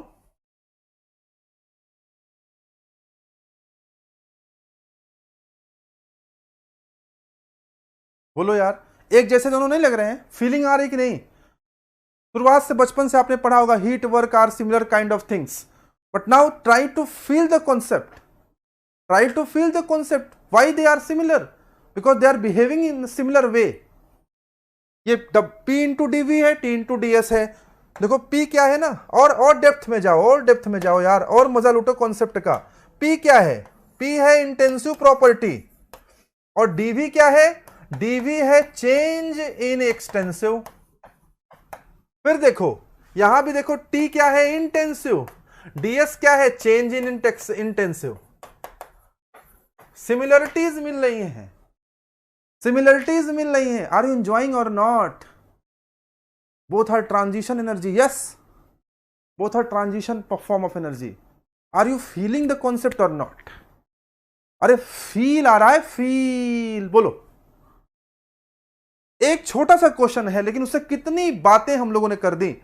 मेरा उद्देश्य क्वेश्चन कराना थोड़ी था, क्वेश्चन तो कोई भी करा देगा। मेरा उद्देश्य था फील डेवलप करना। जो लोग कहते हैं कि एरिया अंडर द कर्व, किसी से पूछो वर्क क्या है, वर्क क्या है, लोग बोलेंगे area under the curve, area under the curve. अरे गलत बोलते हैं भैया। जो लोग बोलते हैं वर्क क्या है, एरिया अंडर द कर्व, गलत बोलते हैं। क्या बोलना चाहिए? Area under the curve on PV diagram. क्या बोलना चाहिए? Area under the curve on PV diagram. जो लोग बोलते हैं हीट भी क्या है, हीट भी है एरिया अंडर द कर्व, कहां पर? तुम लोग बताओ, ऑन टीएस डायग्राम। अगर टीएस डायग्राम पे तुम लोग निकालोगे ना, तो area under the curve work नहीं आएगा, बल्कि क्या आएगा? हीट आएगा। अरे समझ में आ रहा है? अरे एंजॉय कर रहे हो कि नहीं यार? बोलो भैया, समझ में आ रहा है ना? रूबी पाल, वाई क्या? रूबी वाई मतलब क्या पूछना चाह रही, बताओ। रूबी अपना क्वेश्चन फिर से डिटेल लिखो, मैं समझ नहीं पाया किस बात पे तुमने वाई लिखा। आगे बढ़ते हैं, क्वेश्चन लिखो, मैं उसका आंसर दे दूंगा। क्वेश्चन नंबर 3 तब तक लगाते रहिए, जब तक रूबी का क्वेश्चन पूरा नहीं आ रहा है, तब तक आप लगाते रहिए। जो नए बच्चे हैं, मैं बार बार बोल रहा हूं, जो नए बच्चे हैं, क्वेश्चन यहीं पे पूछ लो, लाइव आके लो। It's my request, it's my request, it's my request बच्चा, कि आप लोग लाइव आके क्लास लो। अपने टीचर के लिए अगर कुछ कर सकते हो ना, तो बस इतना कर दो, बस लाइव आके क्लास लो। मैं कम से कम 8 से 10 घंटे देता हूं इस क्लास को सजाने और संवारने में, और 1 घंटे 2 घंटे अब डिलीवर करूंगा। 8 घंटे की मेरी मेहनत 2 घंटे में डिलीवर होगी। लेकिन मेरी सिर्फ इतनी रिक्वेस्ट है, प्लीज कम लाइव। आप लाइव आते हो, मुझे लगता है मैं आपको पढ़ा रहा हूं, सामने आप बैठे हो, आपका नाम जब आता है लिख करके, तो लाइव आके क्लास लो। मेरा प्रॉमिस है उस लेवल तक पढ़ा दूंगा मैकेनिकल ना, जिस लेवल तक कोई नहीं पढ़ा पाएगा। कितना फीस लेते हैं वो लोग, 25-26 हजार में जानता हूं, फ्री में पढ़ाऊंगा उस लेवल तक। और अगर कोई डाउट है, यहां नहीं सॉल्व हो रहा ना, मेरा मोबाइल नंबर है, मेरा मोबाइल नंबर है। आज देख दीपक ने क्वेश्चन भेजा था, दीपक ने क्वेश्चन सुबह भेजा कि सर इसका आंसर बताइए, मैंने आंसर तुरंत भेज दिया उसको। अभी उसका सोल्यूशन नहीं बताया हूं, अभी उसका सोल्यूशन रात उसको डिटेल सोल्यूशन भी बताऊंगा। ये जो 94, 54, 15, 35, 70 की जो लाइन्स हैं वो 24 घंटे खुली हुई हैं आपके लिए। आप कभी भी मैसेज करोगे, कॉल करोगे, हम आपको एंटरटेन करेंगे, आपसे बात करेंगे। अगले 60 दिन हम कमिटेड हैं आपको सब कुछ कंप्लीट कराने के लिए बेहतर तरीके से। आप इस पे एकदम निसंकोच डाउट पूछ सकते हो। पीवी और टीएस में कोई डिफरेंस नहीं है रूबी, बस बेटा ये है कि पीवी पे हम डिफाइन करते हैं वर्क को, और सिमिलरली हम टीएस को डिफाइन करते हैं हीट, टीएस पे डिफाइन करते हैं हीट को। आप देखो ना, आप समझो जरा, अगर P इंटू डीवी को देखो, इसी तरह से T इंटू ds है, ये W होता है, ये Q होता है, ये तो फॉर्मूला है ना, ये फॉर्मूला है। चूंकि ये इन दोनों पे डिपेंड करता है तो ये पीवी डायग्राम से हो गया, चूंकि ये टीएस पे होता है तो ये टीएस डायग्राम से हो गया। बात समझ में आया ना? चलो, what are the properties of thermodynamic system whose value for the entire system is equal to the sum of the their values of individual parts. देखो प्रॉपर्टीज जो होती हैं बच्चों ना, थोड़ा प्रॉपर्टीज के बारे में समझ लो। यहां पे प्रॉपर्टीज दो होती हैं, एक इंटेंसिव होती हैं और एक एक्सटेंसिव होती हैं। अब जरा इस बात को समझना कि मान लो एक रूम है, एक रूम है, एक कमरा है, एक रूम है। अगर रूम को हम बीच से डिवाइड कर दें तो देखो रूम का जो वॉल्यूम है, इधर का वॉल्यूम हो गया V1 और इधर का वॉल्यूम हो गया V2। बोलो यार, इधर का वॉल्यूम हो गया V1 और इधर का वॉल्यूम हो गया V2। अगर हम V1 और V2 को जोड़ देंगे तो हमें V मिल जाएगा, जो इसका टोटल वॉल्यूम है V। टोटल वॉल्यूम कितना है इसका? V है। ये हमें मिल जाएगा ना, V1 V2 जोड़ देंगे तो। और वॉल्यूम कैसी प्रॉपर्टी है? वॉल्यूम एक्सटेंसिव प्रॉपर्टी है। वॉल्यूम कैसी प्रॉपर्टी है? वॉल्यूम एक्सटेंसिव प्रॉपर्टी है। समझ में आ रहा है ना?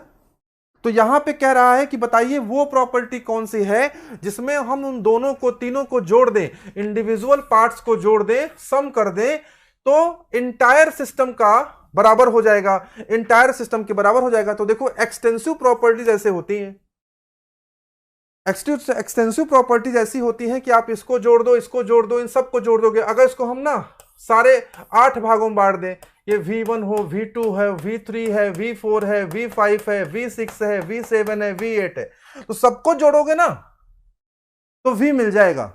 लेकिन इंटेंसिव में ऐसा नहीं है, इंटेंसिव में ऐसा नहीं है। अगर यहां का प्रेशर P है, इस कमरे का प्रेशर P है, इस कमरे का तापमान AC चल रहा है 18 पे मेंटेन किया गया है, तो इस कमरे को चाहे जितने भागों में बांट दें, हर जगह तापमान 18 ही रहेगा।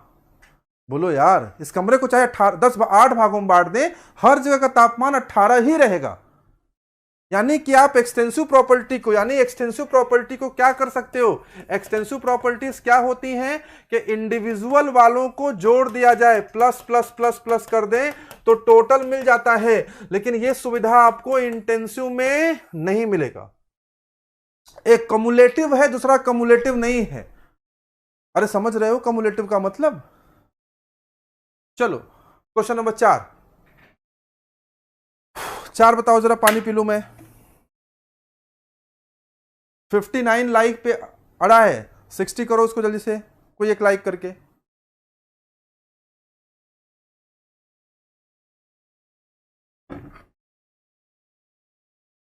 Consider the following properties. Temperature है, विस्कोसिटी है, स्पेसिफिक एंट्रोपी है, थर्मल कंडक्टिविटी है। अरे टेम्परेचर कैसी प्रॉपर्टी है? इंटेंसिव। विस्कोसिटी कैसी है? इंटेंसिव। स्पेसिफिक लग भर जाए, केवल स्पेसिफिक वर्ड लग जाए, इंटेंसिव। थर्मल कंडक्टिविटी कैसी है? इंटेंसिव। चारों इंटेंसिव है। Correct option is D part.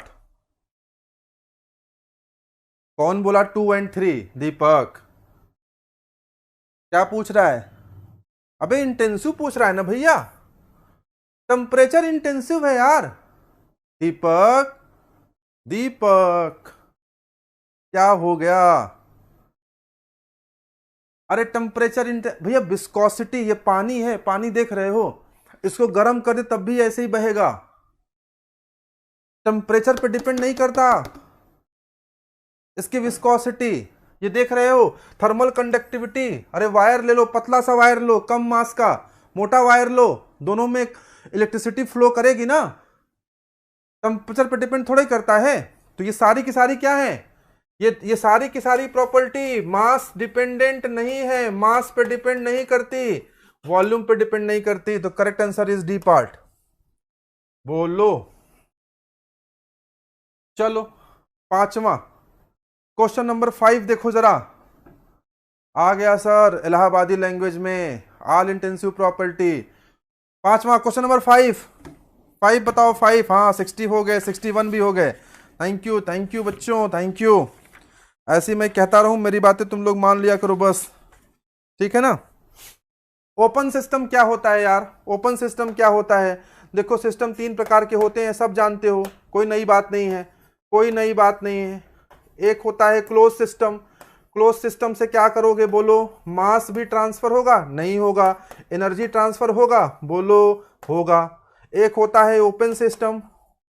अरे ओपन सिस्टम क्या होता है बोलो? मास ट्रांसफर होगा? होगा। एनर्जी ट्रांसफर होगा? होगा। एक होता है आइसोलेटेड, न तो मास न तो एनर्जी। तो देखो open system is a specific region where transfer of energy and mass takes place. भैया ए ऑप्शन में सही आंसर मिल गया। तुम्हारा मन करे सारे देखो, न मन करे आलसी हो मत देखो, ए में सही लगा के चले आओ, गलत होगा देखा जाएगा। बेबी कुमारी ने 4 का डी बोला है, हाँ 4 का डी बिल्कुल सही बात है। 5 का ए होगा। ओपन सिस्टम वो सिस्टम होता है जिसमें मास भी ट्रांसफर हो जाए, एनर्जी भी हो जाए। चलो क्वेश्चन नंबर 6 देखो, मैच करो भैया। पहला किससे मिलेगा? क्लोज सिस्टम है। क्लोज सिस्टम का मतलब क्या है कि एनर्जी ट्रांसफर नहीं होगा, एनर्जी ट्रांसफर नहीं होगा, ये क्लोज सिस्टम का मतलब है। बोलो, बताओ फटाफट। क्वेश्चन नंबर 6 का आंसर बोलो, 6 का आंसर बोलो, क्या होगा?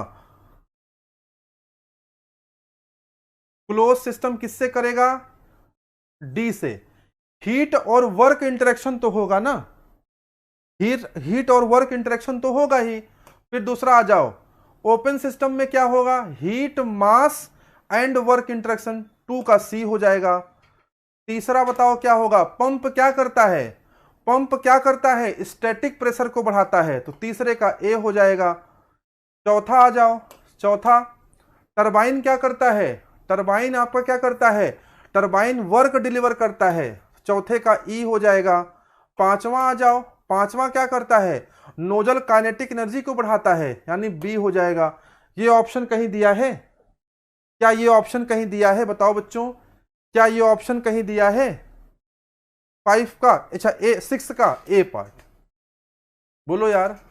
अगर इसमें कोई डाउट हो तो पूछ लो। देखो टरबाइन हमेशा क्या देता है? वर्क देता है। पंप क्या करता है? स्टैटिक प्रेशर को इंक्रीज करता है। नोजल तो जानते ही हो, नोजल का तो काम ही है कि प्रेशर एनर्जी को किसमें कन्वर्ट करना? काइनेटिक एनर्जी में। बात समझ में आ रहा है ना? चलिए आगे बढ़ते हैं। अरे इसके क्वेश्चन मजेदार हैं, क्वेश्चन थर्मो के भी मजेदार लग रहे हैं ना, समझ में आ रहा है ना? जैसे क्लास बढ़ेगी और इंटरेस्टिंग और मजेदार क्वेश्चन आपके लिए लेकर आऊंगा। Question number 7, the law which provides the basis of temperature measurement. Temperature measurement कौन सा लॉ देता है भैया? Zeroth law of thermodynamics. Zeroth law of thermodynamics. कौन कौन से लॉ होते हैं? देखो एक होता है जीरोथ लॉ,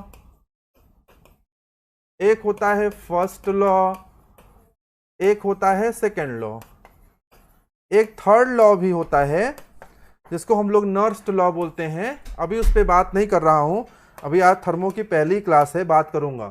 जीरोथ लॉ किससे संबंधित है? टेम्परेचर से। फर्स्ट लॉ किससे संबंधित है? एनर्जी से। कौन सी एनर्जी? इंटरनल एनर्जी से। और सेकेंड लॉ किससे संबंधित है? एंट्रोपी से। और आप जानते होंगे कि चाहे एंट्रोपी हो, चाहे इंटरनल एनर्जी हो, चाहे टेम्परेचर हो, ये सब सिस्टम की प्रॉपर्टीज हैं। तो हर एक लॉ एक प्रॉपर्टी देता है, हर एक लॉ किसी न किसी प्रॉपर्टी से संबंधित है। इस बात को अपनी कॉपी में स्थान देना।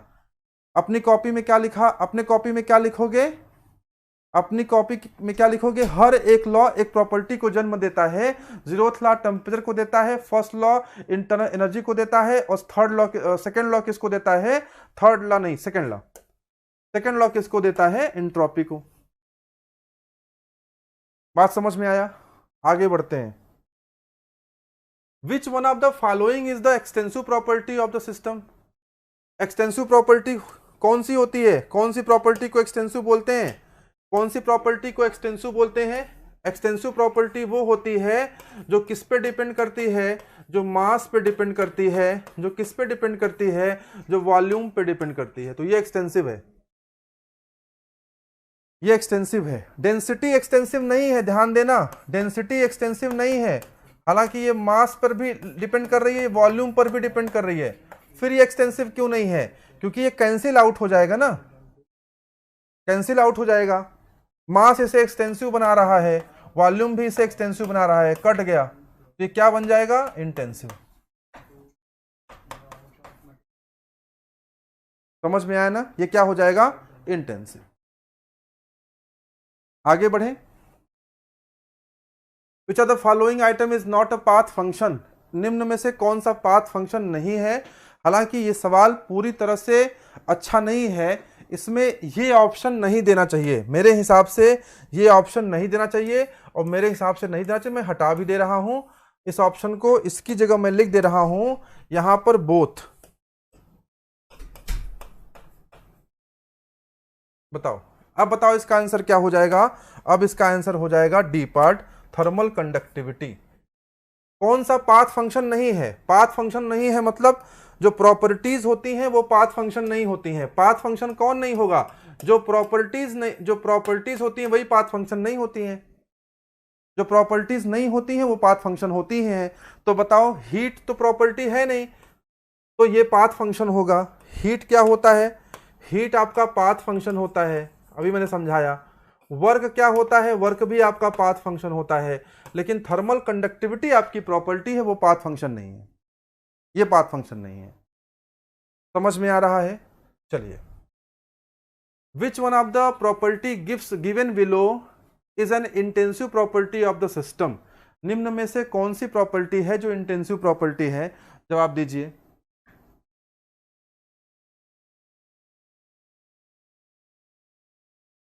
निम्न में से कौन सी प्रॉपर्टी है जो इंटेंसिव है?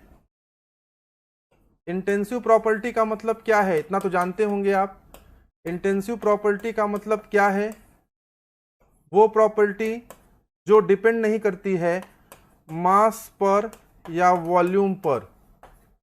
मास या वॉल्यूम पर जो डिपेंड नहीं करती है, जो डिपेंड नहीं करती है, उसे हम लोग क्या कहते हैं? इंटेंसिव प्रॉपर्टी कहते हैं।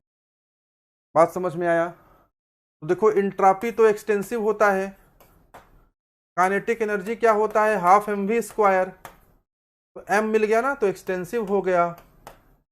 वॉल्यूम तो एक्सटेंसिव होता ही है, कंपोजिशन एक्सटेंसिव नहीं है। क्यों नहीं है?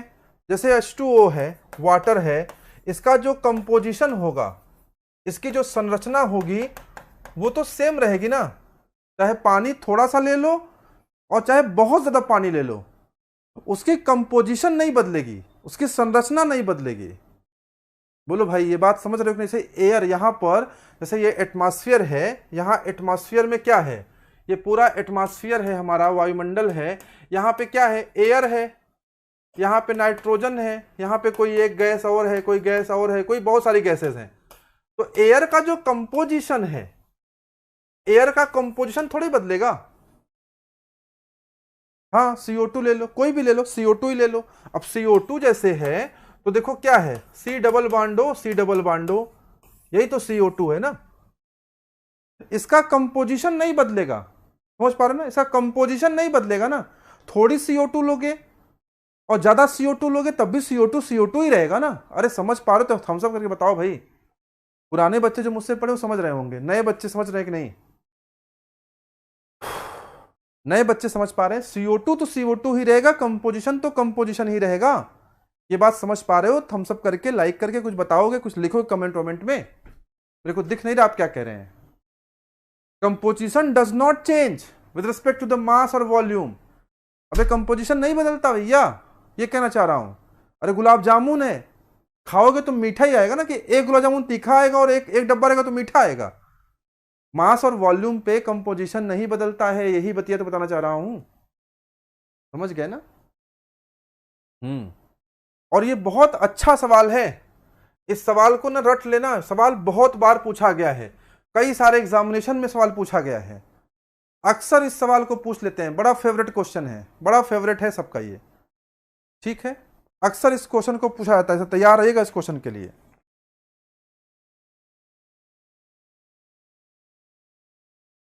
बात समझ रहे हैं ना?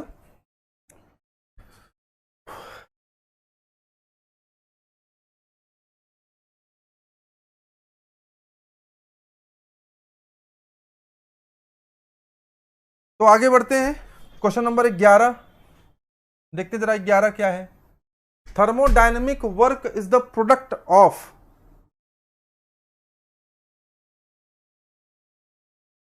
ठीक है। थर्मोडायनेमिक वर्क जो होता है वो किसका प्रोडक्ट होता है? अच्छा भाई देखते हैं जरा। थर्मोडायनेमिक वर्क क्या होगा? W इज इक्वल टू क्या होता है? P into DV। P क्या है? प्रेशर। और प्रेशर कैसी प्रॉपर्टी होती है? Intensive property.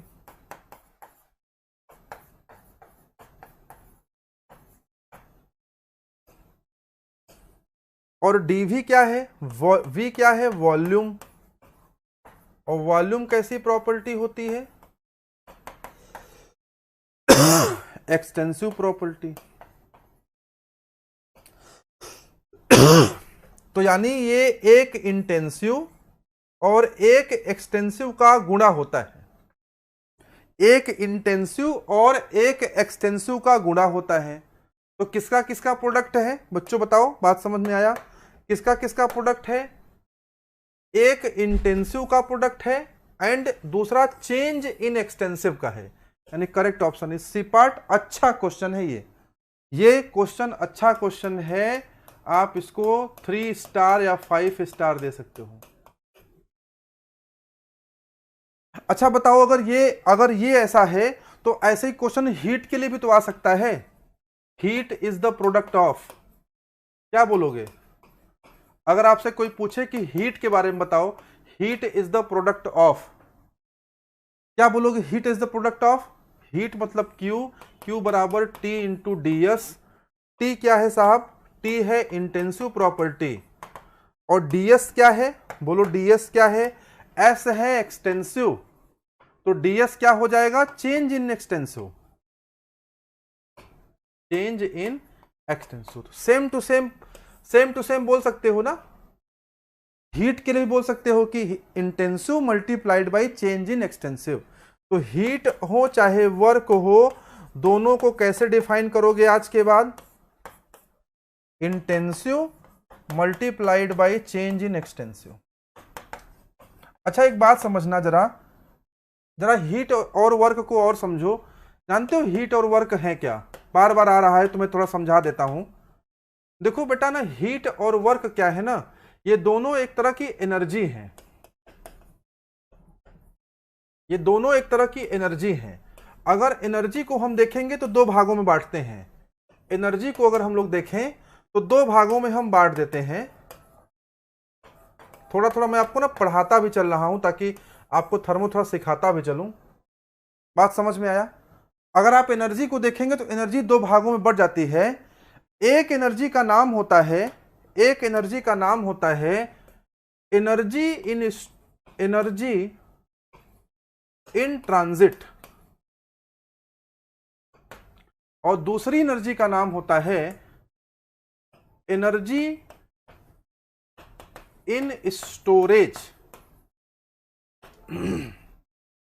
तो देखो ये वाली जो है ना, ये वाली, ये है एनर्जी इन ट्रांजिट और ये वाली है एनर्जी इन स्टोरेज। सिर्फ दो प्रकार की ऊर्जाएं होती हैं और कोई ऊर्जा तीसरी प्रकार की नहीं होती है। There is no third kind of energy, only two kinds of energy, energy in transit, energy in storage. Energy in transit का मतलब क्या होता है? Which can be transfer, which can be transfer from one system to another. बात अच्छी लग रही हो थम्स अप करके बताओ, पढ़ा भी दे रहा हूं, सिर्फ क्वेश्चन नहीं करा रहा हूं, समझा भी रहा हूं। और जो एनर्जी इन स्टोरेज होता है, it can't be transfer, it is stored, it is stored inside the class, inside the system, not in the class. Class is also a kind of system as well. बात समझ में आया ना? तो ये store रहता है। जैसे एग्जांपल समझाएं, एग्जांपल जैसे आपके पास ना एक गिलास दूध है, एक गिलास आपके पास दूध है, वो दूध आप पी लेंगे तो आपको एनर्जी मिल जाएगी, वो दूध कोई और पी लेगा तो उसको एनर्जी मिल जाएगी, वो दूध जो पिएगा उसको एनर्जी मिल जाएगी। लेकिन जब आपने दूध पी लिया तो उससे स्टेमिना आपको मिला, उस स्टेमिना को आप ट्रांसफर नहीं कर सकते। बात समझ में आ रहा है?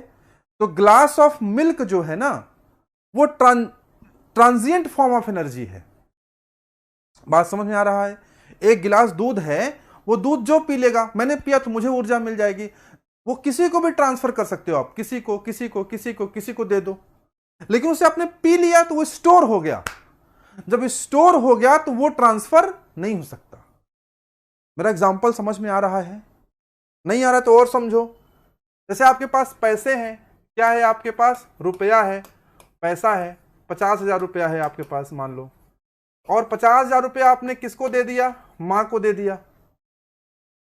फिर मां से जरूरत पड़ी तो फिर से ले लिया, तो ये ट्रांसफरेबल है। पापा को दे दिया, काम पड़ा फिर से ले लिया, दोस्त को दिया फिर से ले लिया। लेकिन वही 50,000 रुपया आपने अपनी वाइफ को दे दिया, तो अब वो ट्रांसफरेबल नहीं है, अब वो स्टोर हो गया, अब वो मिलेगा नहीं आपको कभी। बात समझ में आया ना? तो ये है।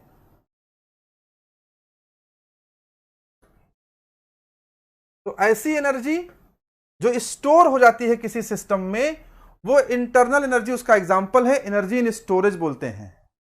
और ऐसी एनर्जी जो ट्रांजिएंट फॉर्म में है, जो ट्रांसफर हो सकती है एक जगह से दूसरे जगह, वो एनर्जी इन ट्रांजिट है। और जो स्टोर हो गई वो एनर्जी इन स्टोरेज है। अरे समझ में आया? आज के बाद कभी भी क्या बोलोगे? हमेशा क्या बोलोगे? हमेशा एनर्जी सिर्फ दो प्रकार की होती है। ऐसे तो एनर्जी पूछो तो कितने टाइप की एनर्जी होती है? काइनेटिक एनर्जी, पोटेंशियल एनर्जी, ठीक है ना? Kinetic energy, potential energy, pressure energy, internal energy, rotational energy, vibrational energy, magnetic energy, solar energy, wind energy, tidal energy, बहुत एनर्जी है। तो उसको हम नहीं करेंगे, हम सिर्फ दो टाइप की एनर्जी बोलेंगे आज से, energy in transit, energy in storage. Transit वाला कौन सा है? Heat and work. स्टोरेज वाला कौन सा है? Internal energy. यानी इससे क्या समझ में आता है कि कोई सिस्टम है, किसी सिस्टम को ना आप हीट दे भी सकते हैं, आप हीट ले भी सकते हैं, आप वर्क दे भी सकते हैं, आप वर्क ले भी सकते हैं। समझ में आ रहा है? आगे बढ़ते हैं नेक्स्ट क्वेश्चन की तरफ। The condition for reversibility of a cycle. किसी साइकिल की रिवर्सिबिलिटी की क्या कंडीशन होती है? बड़ा क्वेश्चन इसलिए साइड हट गया हूं, पूरा पढ़ लो बढ़िया से एक बार। कोई साइकिल अगर रिवर्सिबल है उसकी क्या कंडीशन है? बोर्ड पे लिखा है, बढ़िया से पढ़ लो, बताओ क्या कंडीशन है रिवर्सिबिलिटी की। What are the conditions of reversibility of a cycle? There are two types of cycle, one is reversible cycle, another is irreversible cycle. What are the conditions of reversible cycle? जवाब देना है आपको, बताइए। Reversible मतलब समझते ना, जो reverse हो जाए, जो रिवर्स हो जाए वो रिवर्सेबल है। जैसे स्प्रिंग है, स्प्रिंग को खींच लिया छोड़ दिया, रिवर्स हो गया ना। बात समझ में आया? कोई और चीज खींच लिया छोड़ देंगे तो रिवर्स नहीं होगा। तो क्या होना चाहिए? Pressure and temperature of the working substance must not differ appreciably from those the surroundings at any state in the process. बात तो सही है यार, ये होना चाहिए। All the processes taking place in a cycle of operations must extremely slow. जब चीजें एक्सट्रीमली स्लो होंगी तभी रिवर्सेबल होंगी। रिवर्सेबल और क्वाजी स्टैटिक के बीच डिफरेंस बताऊंगा कल। बात समझ में आया? यहां कह रहा है कि एक्सट्रीमली स्लो, रिवर्सिबल प्रोसेस के लिए जरूरी है कि process should be slow, should be extremely slow. बात समझ में आया ना?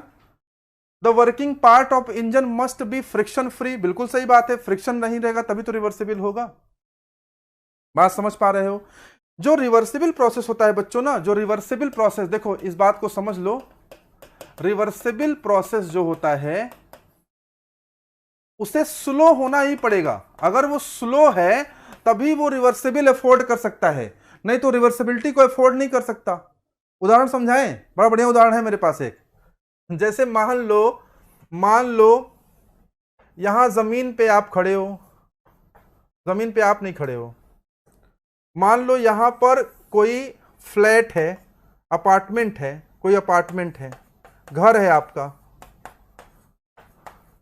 और अपार्टमेंट के कहां हो आप? 20th फ्लोर पे रहते हो, 10th फ्लोर मान लो, 20 ज्यादा हो जाएगा। और यहां आपकी गर्लफ्रेंड है नीचे, ये आपकी गर्लफ्रेंड है, और इसने बुलाया आपको, बाबू सोना जादू टोना जो बोलती है अपना, बुलाया उसने आपको। और आप 10th फ्लोर पे आप हैं, रामलाल जी। आप कौन है? रामलाल जी। आप हैं रामलाल जी। तुम सब की जब तक सिलेक्शन नहीं हो रहा तब तक तुम सब लोग रामलाल जी हो। अब यहां से गर्लफ्रेंड ने बुलाया, रामलाल जी आप 10th फ्लोर पे हैं, आपने छलांग लगा दी। छलांग लगा देंगे सीधे नीचे आके गिरेंगे, बोलो यार। और 4th फ्लोर पे आए थे, 4th फ्लोर पे आए थे कि देखा नहीं नहीं ये तो मेरी गर्लफ्रेंड नहीं है, मैं फालतू में कूद गया।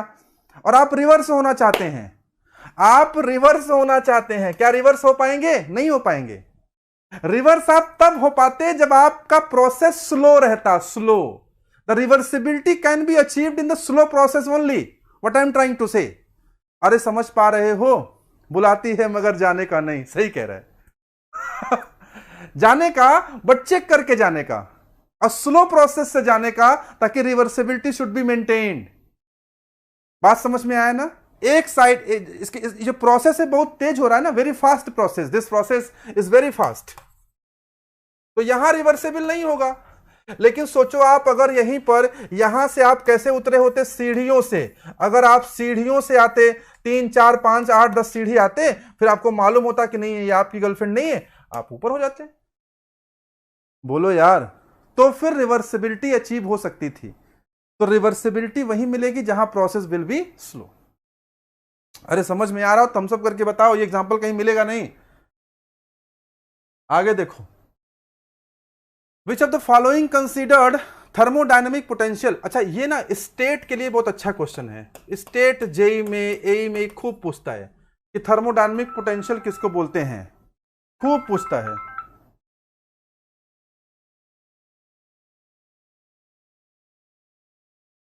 हेलो।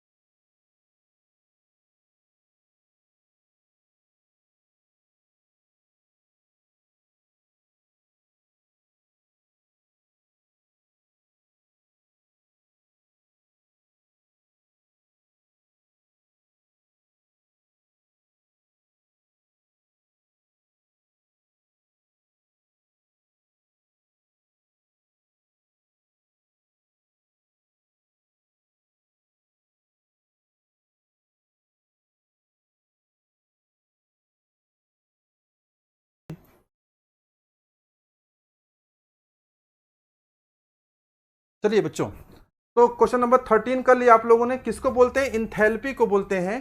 ठीक है, इंथैल्पी को हम लोग क्या बोलते हैं? आप क्या बोलेंगे? Thermodynamic potential. थर्मोडायनेमिक पोटेंशियल हम किसको बोलते हैं? इंथैल्पी को बोलते हैं। आइए 14 देखते हैं क्या है। Ratio of absolute, ratio of absolute, ratio of absolute temperature at two different states in an adiabatic process is. बताइए भाई, ये क्या, इसका आंसर क्या होगा? बताइए। ये हम आपको जब पढ़ाएंगे ना फर्स्ट लॉ ऑफ थर्मोडायनेमिक्स, तो हम इसको पूरा डिटेल करेंगे। हम जब पढ़ाएंगे फर्स्ट लॉ ऑफ थर्मोडायनेमिक्स, तो हम पूरा इसको डिटेल करेंगे कि इसका पूरा मतलब क्या है, ये कैसे फॉर्मूला आता है, कैसे सारी चीजें हैं, पूरा डिटेलिंग करेंगे। अभी सिर्फ हमें आप इसका आंसर बता दो कि इसका फॉर्मूला होता क्या है। मुझे जस्ट 14 का आंसर बता दो, अगर आपको आइडिया हो कि 14 का आंसर क्या होगा, तो 14 का आंसर होगा बी ऑप्शन। सी नहीं होगा, बी होगा। आप निकाल लेना, ट्राई करना, आ जाएगा। आइए 15 पे आते हैं। शिवेन सर की क्लास स्टार्ट होने वाली है। 15th सवाल है Q is equal to M C D T पर। Q is equal to M C D T पे सवाल है। एक बार आपको बाल के लिए लेना है, एक बार आपको वाटर के लिए लेना है। इस सवाल को लगाना आप बड़े आसानी से लग जाएगा, कोई दिक्कत नहीं आनी चाहिए इसमें। एक बार क्या करोगे? M B C B T B minus T, M B C B T B minus T is equal to M W C W. ठीक है, M W C W T minus T W. सारी चीजें दी हुई हैं, each and everything's given है आपके सवाल में। Just put the values and get the answer. चलिए बच्चों, तो अभी थोड़ी सी क्लास जरा सा डिस्टर्ब हुई थी, हालांकि फिर हम लोगों को स्टार्ट कर दिया और चीजें कनेक्ट भी हो गई हैं। तो अभी मैं अपनी क्लास को यहीं कंक्लूड करता हूं। अभी शिवेन सर आ गए हैं और वो आपको प्रोडक्शन वाली क्लास को कंटिन्यू करेंगे। एक बार फिर से आप शेयर कर दीजिए कि जो लोग प्रोडक्शन वाली क्लास में अभी न हो वो फिर से आ जाएं। सर क्या पढ़ाएंगे? Metal forming. मेटल फॉर्मिंग की क्लास होगी। मेटल फॉर्मिंग बहुत इंपॉर्टेंट है जेईई के पॉइंट ऑफ व्यू से। तो आप लोग एंजॉय करिए। कल फिर आपसे मुलाकात होगी 3 से 4 फ्लूइड में, 4 से 5 थर्मोडायनेमिक्स में। आज के लिए इतना ही। Thank you.